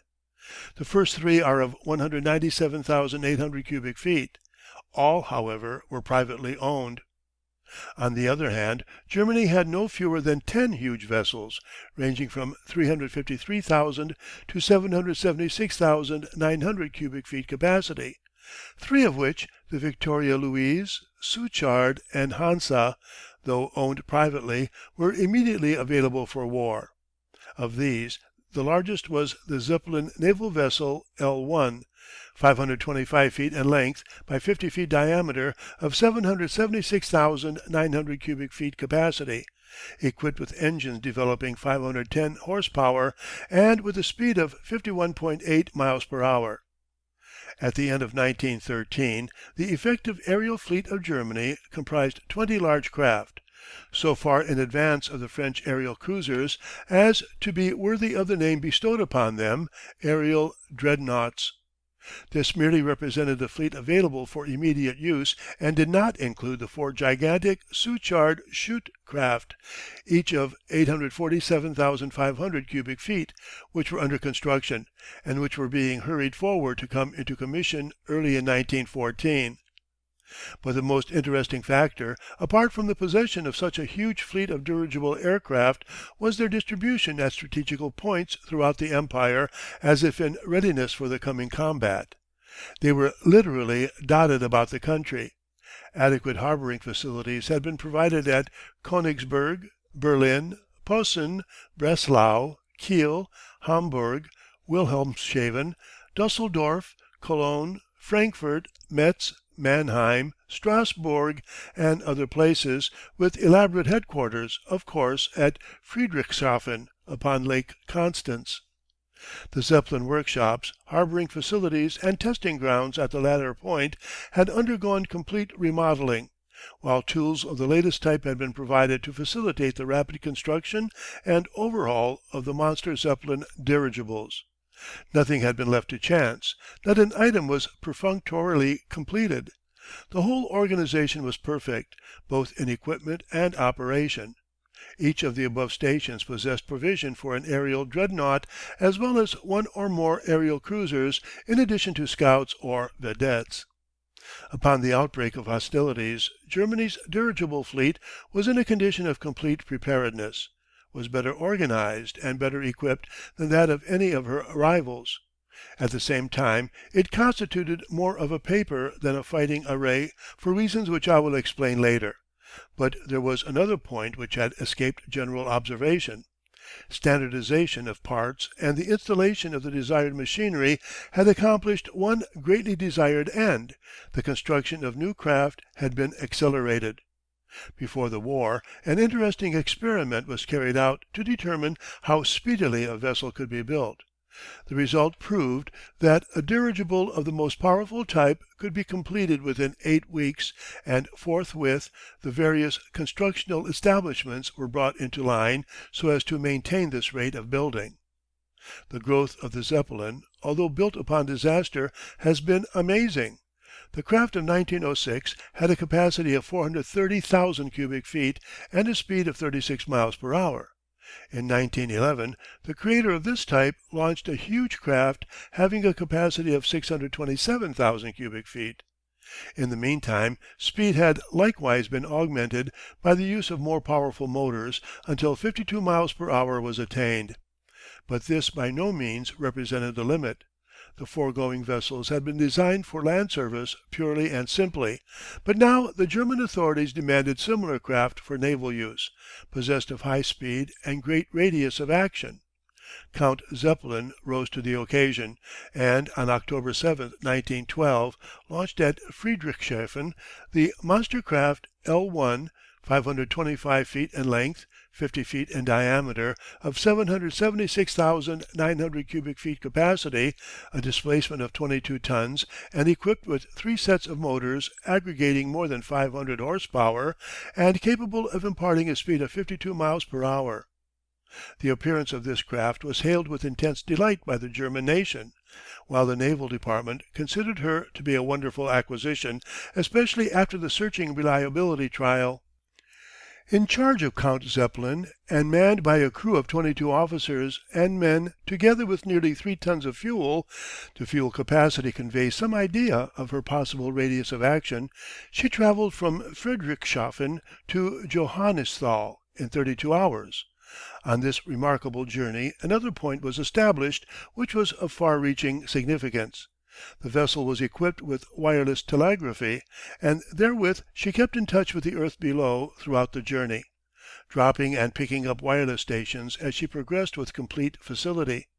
This was a distinct achievement, inasmuch as the vessel having been constructed especially for naval operations, she would be able to keep in touch with the warships below, guiding them unerringly during their movement. The cross-country trip having proved so completely successful, the authorities were induced to believe that travelling over water would be equally satisfactory. Accordingly the L1 was dispatched to the island of Heligoland, the intention being to participate in naval manoeuvres in order to provide some reliable data as to the value of these craft operating in conjunction with warships. But in these tests German ambition and pride received a check. The huge Zeppelin was manoeuvring over the North Sea within easy reach of Heligoland when she was caught by one of those sudden storms peculiar to that stretch of salt water. In a moment she was stricken helpless. Her motive power was overwhelmed by the blind forces of nature. The wind caught her as it would a soap bubble and hurled her into the sea, precipitating the most disastrous calamity in the annals of aeronautics, since not only was the ship lost, but 15 of her crew of 22 officers and men were drowned. The catastrophe created consternation in German aeronautical circles. A searching inquiry was held to explain the disaster, but as usual it failed to yield much material information. It is a curious circumstance, but every successive Zeppelin disaster, and their number is legion, has been attributable to a new cause. In this instance the accident was additionally disturbing, inasmuch as the ship had been flying across country continuously for about 12 months and had covered more miles than any preceding craft of her type. No scientific explanation for the disaster was forthcoming, but the commander of the vessel, who sank with his ship, had previously ventured his personal opinion that the vessel was overloaded to meet the calls of ambition, was by no means seaworthy, and that sooner or later she would be caught by a heavy broadside wind and rendered helpless, or that she would make a headlong dive to destruction. It is a significant fact that he never had any faith in the airship, at least for sea duty, though in response to official command he carried out his duties faithfully and with a blind resignation to fate. Meantime, owing to the success of the L-1 in cross-country operations, another and more powerful craft, the L-2, had been taken in hand, and this was constructed also for naval use. While shorter than her consort, being only 487 feet over all, this vessel had a greater beam, 55 feet. This latter increase was decided because it was conceded to be an easier matter to provide for greater beam than enhanced length in the existing airship harbours. The L-2 displaced 27 tons, 5 tons in excess of her predecessor. In this vessel many innovations were introduced, such as the provision of the passageway connecting the cars within the hull, instead of outside the latter as had hitherto been the practice, while the 3 cars were placed more closely together than formerly. The motors were of an improved type, giving an aggregate output of 900 horsepower, and were divided into 4 separate units, housed in 2 engine rooms, the front car being a replica in every detail of the navigating bridge of a warship. This vessel was regarded as a distinct improvement upon the L-1, although the latter could boast some great achievements. But her glory was short-lived. In the course of the government trials, while some 900 feet aloft, the huge vessel suddenly exploded and was burned in the air, a mass of broken and twisted metalwork falling to the ground. Of the 28 officers and men, including members of the Admiralty Board, who were conducting the official trials, all but one were killed outright, and the solitary exception was so terribly burned as to survive the fall for only a few hours. The accident was remarkable and demonstrated very convincingly that although Count Zeppelin apparently had made huge strides in aerial navigation through the passage of years, yet in reality he had made no progress at all. He committed the identical error that had characterized the effort of Severo Pax 10 years previously, and the disaster was directly attributable to the selfsame cause as that which overwhelmed the Severo airship. The gas, escaping from the balloons housed in the hull, collected in the confined passageway communicating with the cars, came into contact with the naked light, possibly the exhaust from the motors, and instantly detonated with terrific force, blowing the airship to fragments and setting fire to all the inflammable materials. In this airship Zeppelin committed an unpardonable blunder. He had ignored the factor of internal safety, and had deliberately flown in the face of the official rule which had been laid down in France after the Severo disaster, which absolutely forbade the inclusion of such confined spaces as Zeppelin had incorporated. This catastrophe, coming so closely as it did upon the preceding disaster to the pride of the German aerial fleet, somewhat shook public confidence in these craft, while aeronautical authorities of other countries described the Zeppelin more vehemently than ever as a mechanical monstrosity and a scientific curiosity. The Zeppelin had come to be feared in a general manner, but this result is due rather to stories sedulously circulated and which may be easily traced to Teutonic sources. Very few data of a reliable character have been allowed to filter through official circles. We have been told somewhat verbosely of what it can accomplish and of its high degree of efficiency and speed, but can credence be placed in these statements? When Zeppelin IV made its unexpected descent at Luneville and was promptly seized by the French authorities, the German War Office evinced distinct signs of uneasiness. The reason was speedily forthcoming. The captain of the craft which had been captured forgot to destroy his log and other records of data concerning the vessel which had been scientifically collected during the journey. All this information fell into the hands of the French military department, and it proved a wondrous revelation. It enabled the French to value the Zeppelin at its true worth, which was by no means comparable to the estimate based on reports skillfully circulated for the benefit of the world at large. Recently the French military department permitted the results of their expert official examination to be made public. From close investigation of the logbook and the diagrams which had been prepared, it was found that the maximum speed attained by Zeppelin IV during this momentous flight was only 45 miles per hour. It was ascertained, moreover, that the load was 10,560 pounds, and the ascensional effort 45,100 pounds. The fuel consumption had averaged 297 pounds per hour, while the fuel tanks carried sufficient for a flight of about 7 hours.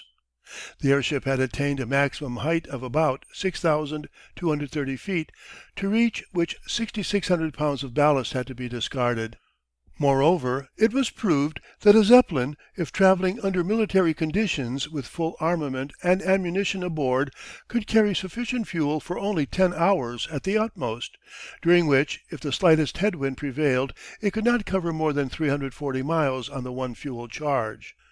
This information was certainly proved a revelation, and has contributed to the indifference with which the Parisians regard a Zeppelin raid. At the outbreak of war the Zeppelin station nearest to Paris was at Metz, but to make the raid from that point the airship was forced to cover a round 500 miles. It is scarcely to be supposed that perfectly calm weather would prevail during the whole period of the flight, so that a raid would be attended by considerable risk. That this handicap was recognized in German military circles is borne out by the fact that a temporary Zeppelin hangar was established at a point considerably nearer the French capital, for the purpose of enabling a raid to be carried out with a greater possibility of success. The capture of Zeppelin IV revealed another important fact. The critical flying height of the airship is between 3,300 and 4,000 feet. To attempt a raid at such an altitude would be to court certain disaster, inasmuch as the vessel would have to run the gauntlet of the whole of the French artillery, which it is admitted has a maximum range exceeding the flying altitude of the Zeppelin. That the above calculation is within reason is supported by the statements of Count Zeppelin himself, who has declared that his airships are useless at a height exceeding 5,000 feet. Confirmatory evidence upon this point is offered by the raid upon the British East Coast towns, when it is stated that the aircraft were manoeuvring at a height not exceeding 2,000 feet. End of chapter 5. Recording by William Tomko.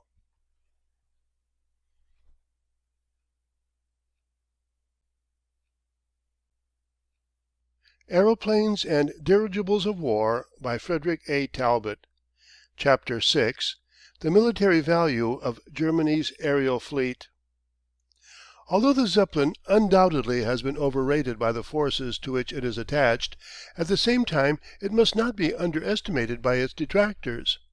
Larger and more powerful vessels of this type have been, and still are being, constructed, culminating, so far as is known, in the L5, which is stated to have a capacity of about 1,000,000 cubic feet, and to possess an average speed of 65 miles per hour. While it is generally maintained that the Zeppelins will prove formidable in attack, greater reliance is being placed upon the demoralizing or terrifying effect which they are able to exercise. Owing to the fact that from 3 to 5 tons of fuel, say 900 to 1,500 gallons of gasoline or petrol, can be carried aboard, giving them a wide radius of action, it is doubtful whether they could travel from Cologne to London and back upon a single fuel charge, since such a raid would entail a journey of about 600 miles. The latest types of this craft are said to possess a high ascensional speed, which offers a distinct protection against aeroplane attack. According to such official information as has been vouchsafed, a Zeppelin, when hard pressed, is able to rise vertically 3,500 feet in about 3 minutes. This is far in excess of the ascensional speed of even the speediest aeroplane. Of course, the penalty for such a factor has to be paid. The loss of gas is appreciable and may lead to the craft's ultimate undoing. At the same time, however, it is able to maintain the superior position as compared with the aeroplane for a considerable period. The upper reaches of the air are its sanctuary. Nor must the nocturnal activities of the Zeppelin be overlooked. So far at night operations by these vessels are concerned little has leaked out, so that the possibilities of the airship in this direction are still somewhat hypothetical. The fact remains, however, that it is night movements which perhaps are the most to be dreaded by the enemy. According to official German sources of information, the latest types of Zeppelins are engined by noiseless motors. There is nothing remarkable in this feature, since the modern motor car virtually answers to this description, although in this instance quietness is obtained for the most part by recourse to the sleeve valve engine. Still, the ordinary Otto-cycle internal combustion engine can be rendered almost silent by the utilisation of adequate muffling devices, which in the Zeppelin are more possible of incorporation than in the aeroplane, because the extra weight imposed by this acquisition is a minor consideration in comparison with the lifting power of the vessel. Night operations, however, have not proved eminently successful. The very darkness which protects the aerial prowler also serves a similar purpose in connection with its prey, but aerial operations under the cover of darkness are guided not so much by the glare of lights from below as betrayal by sound. The difference between villages and cities may be distinguished from aloft, say at 1,500 to 3,000 feet, by the hum which life and movement emit, and this is the best guide to the aerial scout or battleship. The German authorities have made a special study of this peculiar problem, and have conducted innumerable tests upon the darkest nights, when even the sheen of the moon has been unavailable, for the express purpose of training the aerial navigators to discover their position from the different sounds reaching them from below. In other words, the corsair in the skies depends more upon compass and sound than upon compass and vision when operating after dark. The searchlights with which the Zeppelins are equipped are provided merely for illuminating a supposed position. They are not brought into service until the navigator concludes that he has arrived above the desired point. The ray of light which is then projected is merely to assist the crew in the discharge of the missiles of destruction. The Zeppelin, however, owing to its speed, both in the horizontal and vertical planes, is essentially a unit for daylight operations. The other airships which Germany possesses, and which for the most part are of the non-rigid type, are condemned to daylight operations from the character of their design. Owing to their low speeds, they may be dismissed as impossible aerial vessels for hazardous work, and are not regarded by the German authorities as all-round airships of war. Craft of the air are judged in Germany from the one standard only. This may be a Teutonic failing, but it is quite in keeping with the Teutonic spirit of militarism. Commercialism is a secondary factor. To the German Emperor an airship is much what a new manufacturing process or machine is to the American. Whereas the latter asks, "How much will it save me on the dollar?" to the warlord of Germany, and an airship notwithstanding its other recommendatory features is judged solely from this standpoint. The question is, what are its military qualifications? When the semi-rigid airship V1 was brought before the notice of the German Military Department, the pressing point concerning its military recommendations arose at once. The inventor had foreseen this issue and was optimistic. Thereupon the authorities asked if the inventor were prepared to justify his claims. The retort was positive. Forthwith the Junkers decided to submit it to the test. This ship is of quite a distinctive type. It is an aerial cruiser, and the inventor claims that it combines all the essential qualifications of the Zeppelin and of the competitors of the latter. in addition to the advantage of being capable of dissection, transportation in parts, and rapid re-erection at any desired spot. The length of the vessel is about 270 feet, maximum diameter approximately 42 feet, and capacity about 300,000 cubic feet. The outstanding feature is a rigid keel frame forming a covered passageway below the envelope or gas bag, combined with easy access to all parts of the craft while under way, together with an artificial stiffening which dispenses with the necessity of attaching any additional cars.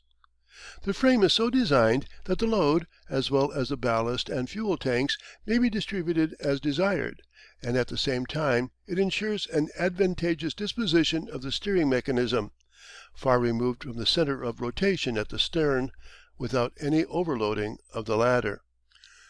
The lifting part of the airship comprises a single gas bag fitted with two ballonets provided to ensure the requisite gas tension in the main envelope, while at the same time permitting, in times of emergency, a rapid change of altitude. Self-contained blowers contribute to the preservation of the shape of the envelope, the blowers and the ballonets being under the control of the pilot.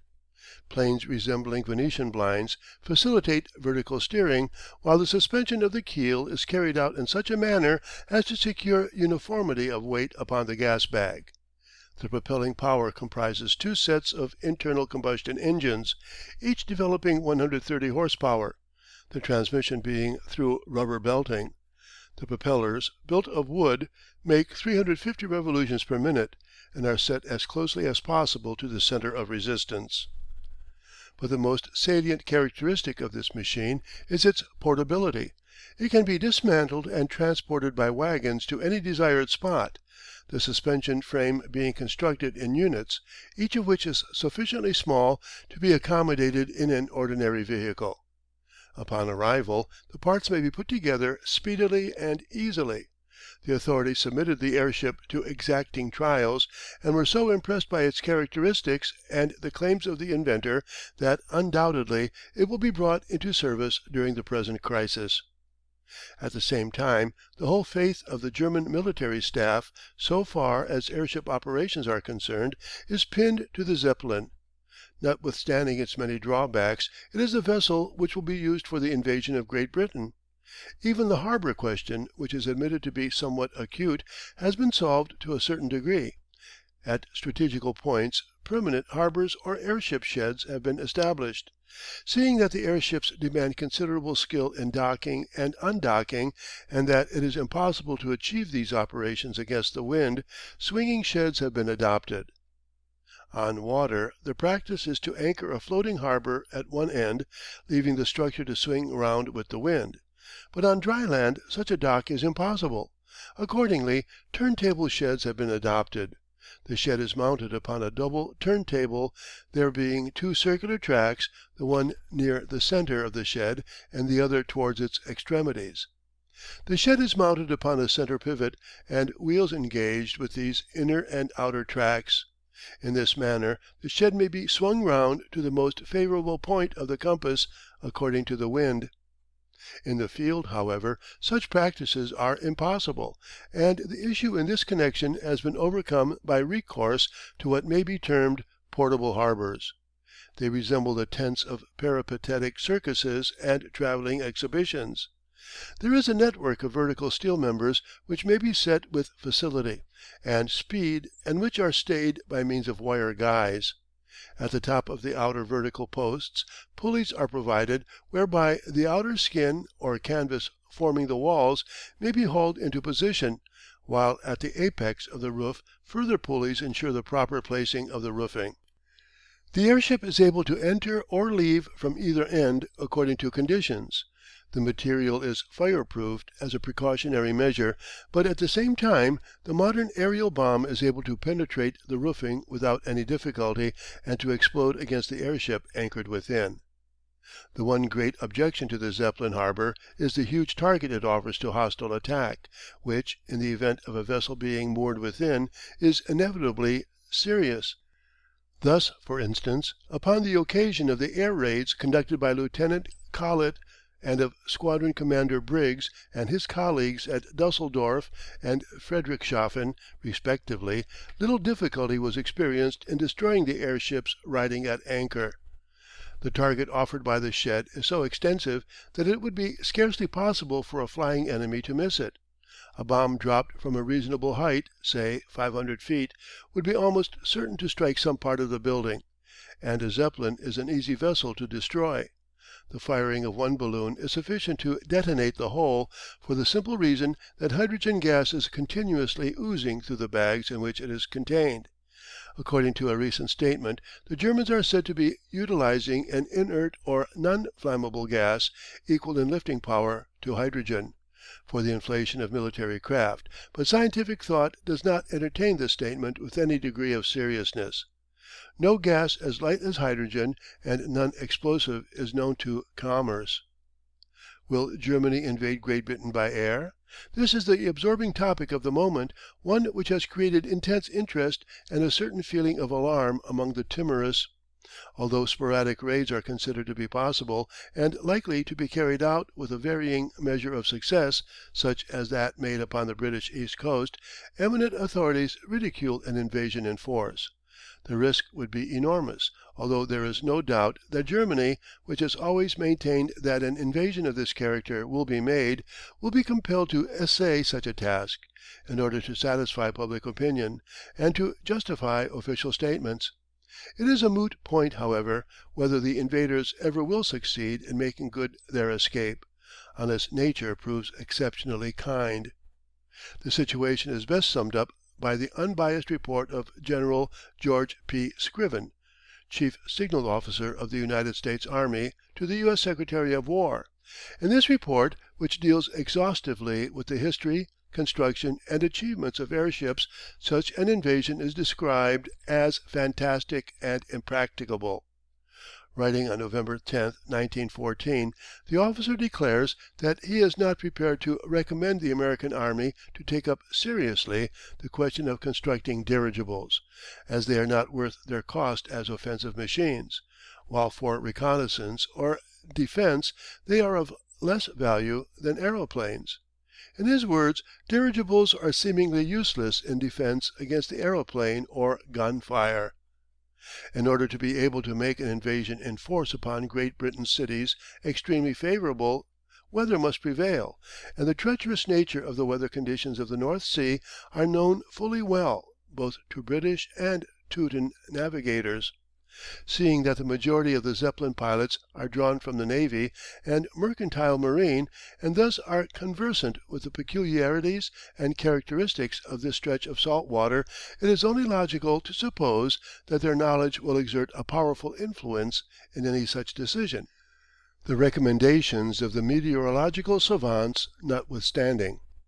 When the Zeppelin pride of the German Navy L1 was hurled to destruction by a typical North Sea squall, Captain Blue of the Victoria Louise, a Zeppelin with many great achievements to her credit, whose navigator was formerly in the Navy, and thus is familiar with the whole issue, explained that this atmospheric liveliness of the North Sea prevails for the most part in the latitude of Norway, but that it frequently extends as far south as the Gate of the Channel.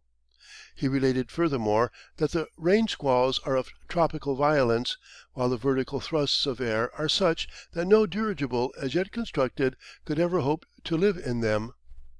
Under such conditions, he continued, the gas is certain to cool intensely, and the hull must then become waterlogged, not to mention the downward thrust of the rain. Under such conditions buoyancy must be imperilled to such a degree as to demand the jettisoning of every piece of ballast, fuel, and other removable weight, including even the steadying and vertical planes. When this has been done, he pointed out, nothing is left with which to combat the upward vertical thrusts of the air.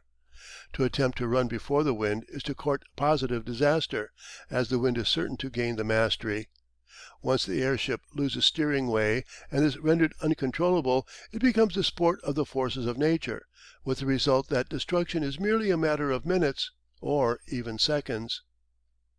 Every navigator who knows the North Sea will support these conclusions. Squalls and blizzards in winter and thunderstorms in summer rise with startling suddenness and rage with terrific destructive fury. Such conditions must react against the attempt of an aerial invasion in force, unless it be made in the character of the last throw by a desperate gambler, with good fortune favouring the dash to a certain degree. But lesser and more insignificant Zeppelin raids are likely to be somewhat frequent, and to be made at every favourable climatic opportunity. End of Chapter 6. Recording by William Tomko.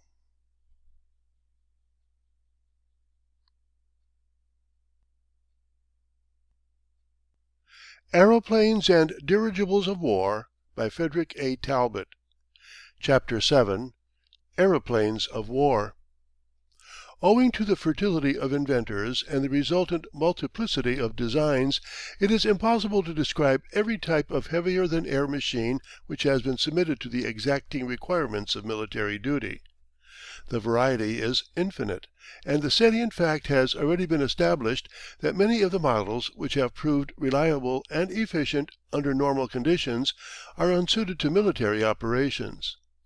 The early days of the war enabled those of doubtful value to be eliminated, the result being that those machines which are now in use represent the survival of the fittest.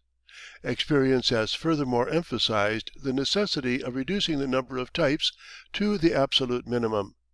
The weeding out process is being continued, and there is no doubt that by the time the war is concluded the number of approved types of aeroplanes of military value will have been reduced to a score or less. The inconveniences and disadvantages arising from the utilization of a wide variety of different types are manifold, the greatest being the necessity of carrying a varied assortment of spare parts, and confusion in the repair and overhauling shops. The methodical Teuton was the first to grasp the significance of these drawbacks. He has accordingly carried standardization to a high degree of efficiency, as is shown in another chapter. At a later date France appreciated the wisdom of the German practice, and within a short time after the outbreak of hostilities promptly ruled out certain types of machines which were regarded as unsuitable. In this instance the process of elimination created considerable surprise, inasmuch as it involved an embargo on the use of certain machines which, under peace conditions, had achieved an international reputation and were held to represent the finest expression of aeronautical science in France as far as aeroplane developments are concerned. Possibly the German machine which is most familiar, by name, to the general public is the Taube, or, as it is sometimes called, the Ettrick monoplane. From the circumstance that it was evolved by the Austrian engineer Ego Ettrich in collaboration with his colleague Wells, these two experimenters embarked on the study of dynamic flight contemporaneously with Maxim, Langley, Kress, and many other well known pioneers, but it was not until 1908 that their first practical machine was completed. Its success was instantaneous, many notable flights being placed to its credit, while some idea of the perfections of its design may be gathered from the fact that the machine of to day is substantially identical with that used 7 years ago, the alterations which have been effected meanwhile being merely modifications in minor detail. The design of this machine follows very closely the lines of a bird in flight, hence its colloquial description, Taube or dove. Indeed, the analogy to the bird is so close that the ribs of the frame resemble the feathers of a bird. The supporting plane is shaped in the manner of a bird's distended wing, and is tipped up at the rear ends to ensure stability. The tail also resembles that of a bird very closely. This aeroplane, especially the latest type, is very speedy, and it has proved extremely reliable. It is very sharp in turning and extremely sensitive to its rudder, which renders it a first class craft for reconnoitring duty. The latest machines are fitted with motors developing from 120 to 150 horsepower. The Taube commanded attention in Germany for the reason that it indicated the first departure from the adherence to the French designs which up to that time had been followed somewhat slavishly, owing to the absence of native initiative. The individuality of character revealed in the Taube appealed to the German instinct, with the result that the machine achieved a greater reputation than might have been the case had it been pitted against other types of essentially Teutonic origin. The Taube was subsequently tested both in France and Great Britain, but failed to raise an equal degree of enthusiasm owing to the manifestation of certain defects which marred its utility. This practical experience tended to prove that the Taube, like the Zeppelin, possessed a local reputation somewhat of the paper type. The Germans, however, were by no means disappointed by such adverse criticism, but promptly set to work to eliminate defects with a view to securing an all-round improvement. The most successful of these endeavours is represented in the Taube Rumpler aeroplane, which may be described as an improved edition of Ettrich's original idea. As a matter of fact, the modifications were of so slight, though important, a character, that many machines generically described as Taubes are in reality Rumplers, but the difference is beyond detection by the ordinary and unpractised observer. In the Rumpler machine the wings, like those of the Taube, assume broadly the form and shape of those of the pigeon or dove in flight. The early Rumpler machines suffered from sluggish control, but in the later types this defect has been overcome. In the early models the wings were flexible, but in the present craft they are rigid, although fitted with tips or ailerons.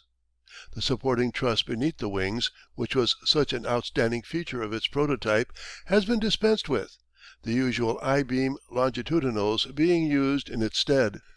The latest machines, fitted with 100 to 120 horsepower Mercedes motors, have a fine turn of speed, possess an enhanced ascensional effort, and are far simpler to control.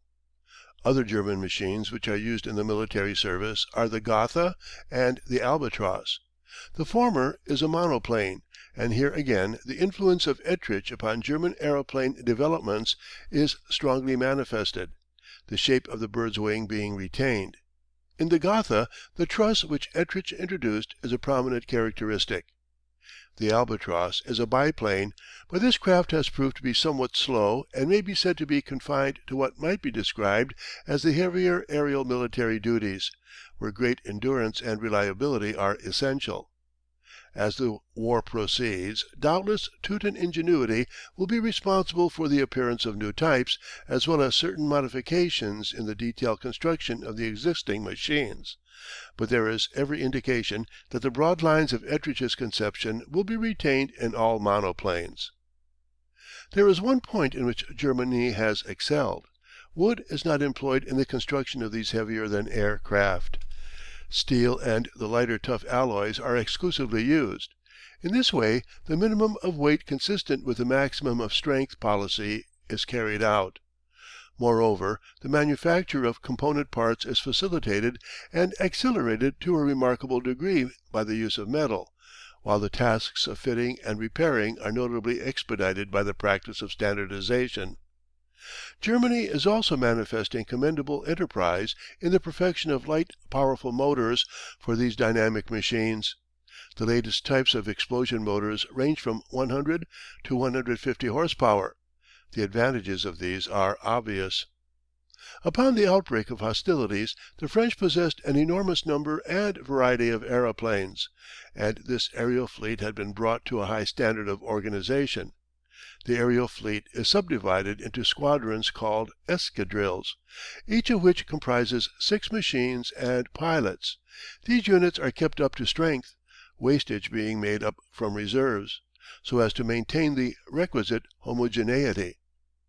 But ere the war had been in progress many weeks, an official order was issued forbidding the employment of the Blériot, Deperdussin, Nieuport, and REP monoplanes. Those which received official approval included the Caudron, Henry, and Maurice Farman, Morane Saulnier, and Voisin machines. This drastic order came somewhat as a thunderbolt, and the reason for the decree has not been satisfactorily revealed. Suffice to say that in one stroke the efficiency and numerical strength of the French aerial navy were reduced very appreciably. For instance, it is stated that there were 30 escadrilles of Blériot monoplanes, together with pilots at the front, in addition to 30 mixed escadrilles of the other prohibited types with their flyers. Moreover, around 33 escadrilles of all the various types were in reserve. The effect of the military order was to reduce the effective strength by no fewer than 558 aeroplanes. Seeing that the French aerial force was placed at a great disadvantage numerically by this action, there seems to be ample justification for the hostile criticism which the decree of prohibition aroused in certain circles, especially when it is remembered that there was not an equal number of the accepted machines available to take the place of those which had been ruled out of court. One effect of this decree was to throw some 400 expert aviators upon the waiting list for the simple reason that machines were unavailable. Some of the best aviation skill and knowledge which France possesses were affected by the order. It is stated that accomplished aviators, such as Vedrine, were unable to obtain machines. It will be seen that the ultimate effect of the French military decree was to reduce the number of types to about 4, each of which was allotted a specific duty. But whereas 3 different biplanes are on the approved list, there is only one monoplane, the Morane-Saulier. This machine, however, has a great turn of speed, and it is also able to climb at a very fast pace. In these respects it is superior to the crack craft of Germany, so that time after time the latter have refused battle in the skies and have hurried back to their lines. The Morane-Saulnier is the French mosquito craft of the air, and, like the insect, it is avowedly aggressive.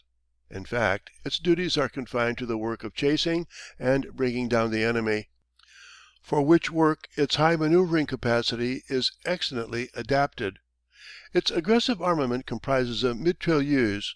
Unfortunately, however, the factory responsible for the production of this machine is at present handicapped by the limitations of its manufacturing plant, which when pushed to the utmost extent cannot turn out more than about 10 machines per week. No doubt this deficiency will be remedied as the war proceeds by extension of the works, or by allotting orders of other establishments, but at the time of the decree the manufacturing capacity was scarcely sufficient to make good the wastage, which was somewhat heavy. As far as biplanes are concerned, the Caudron is the fastest in flight, and is likewise extremely quick in manoeuvring. It is a very small machine and is extremely light, but the fact that it can climb at the rate of over 330 feet per minute is a distinct advantage in its favour. It supplements the Morane-Saulnier monoplane in the specific duty of the latter, while it is also employed for discovering the enemy's artillery and communicating the range of the latter to the French and British artillery.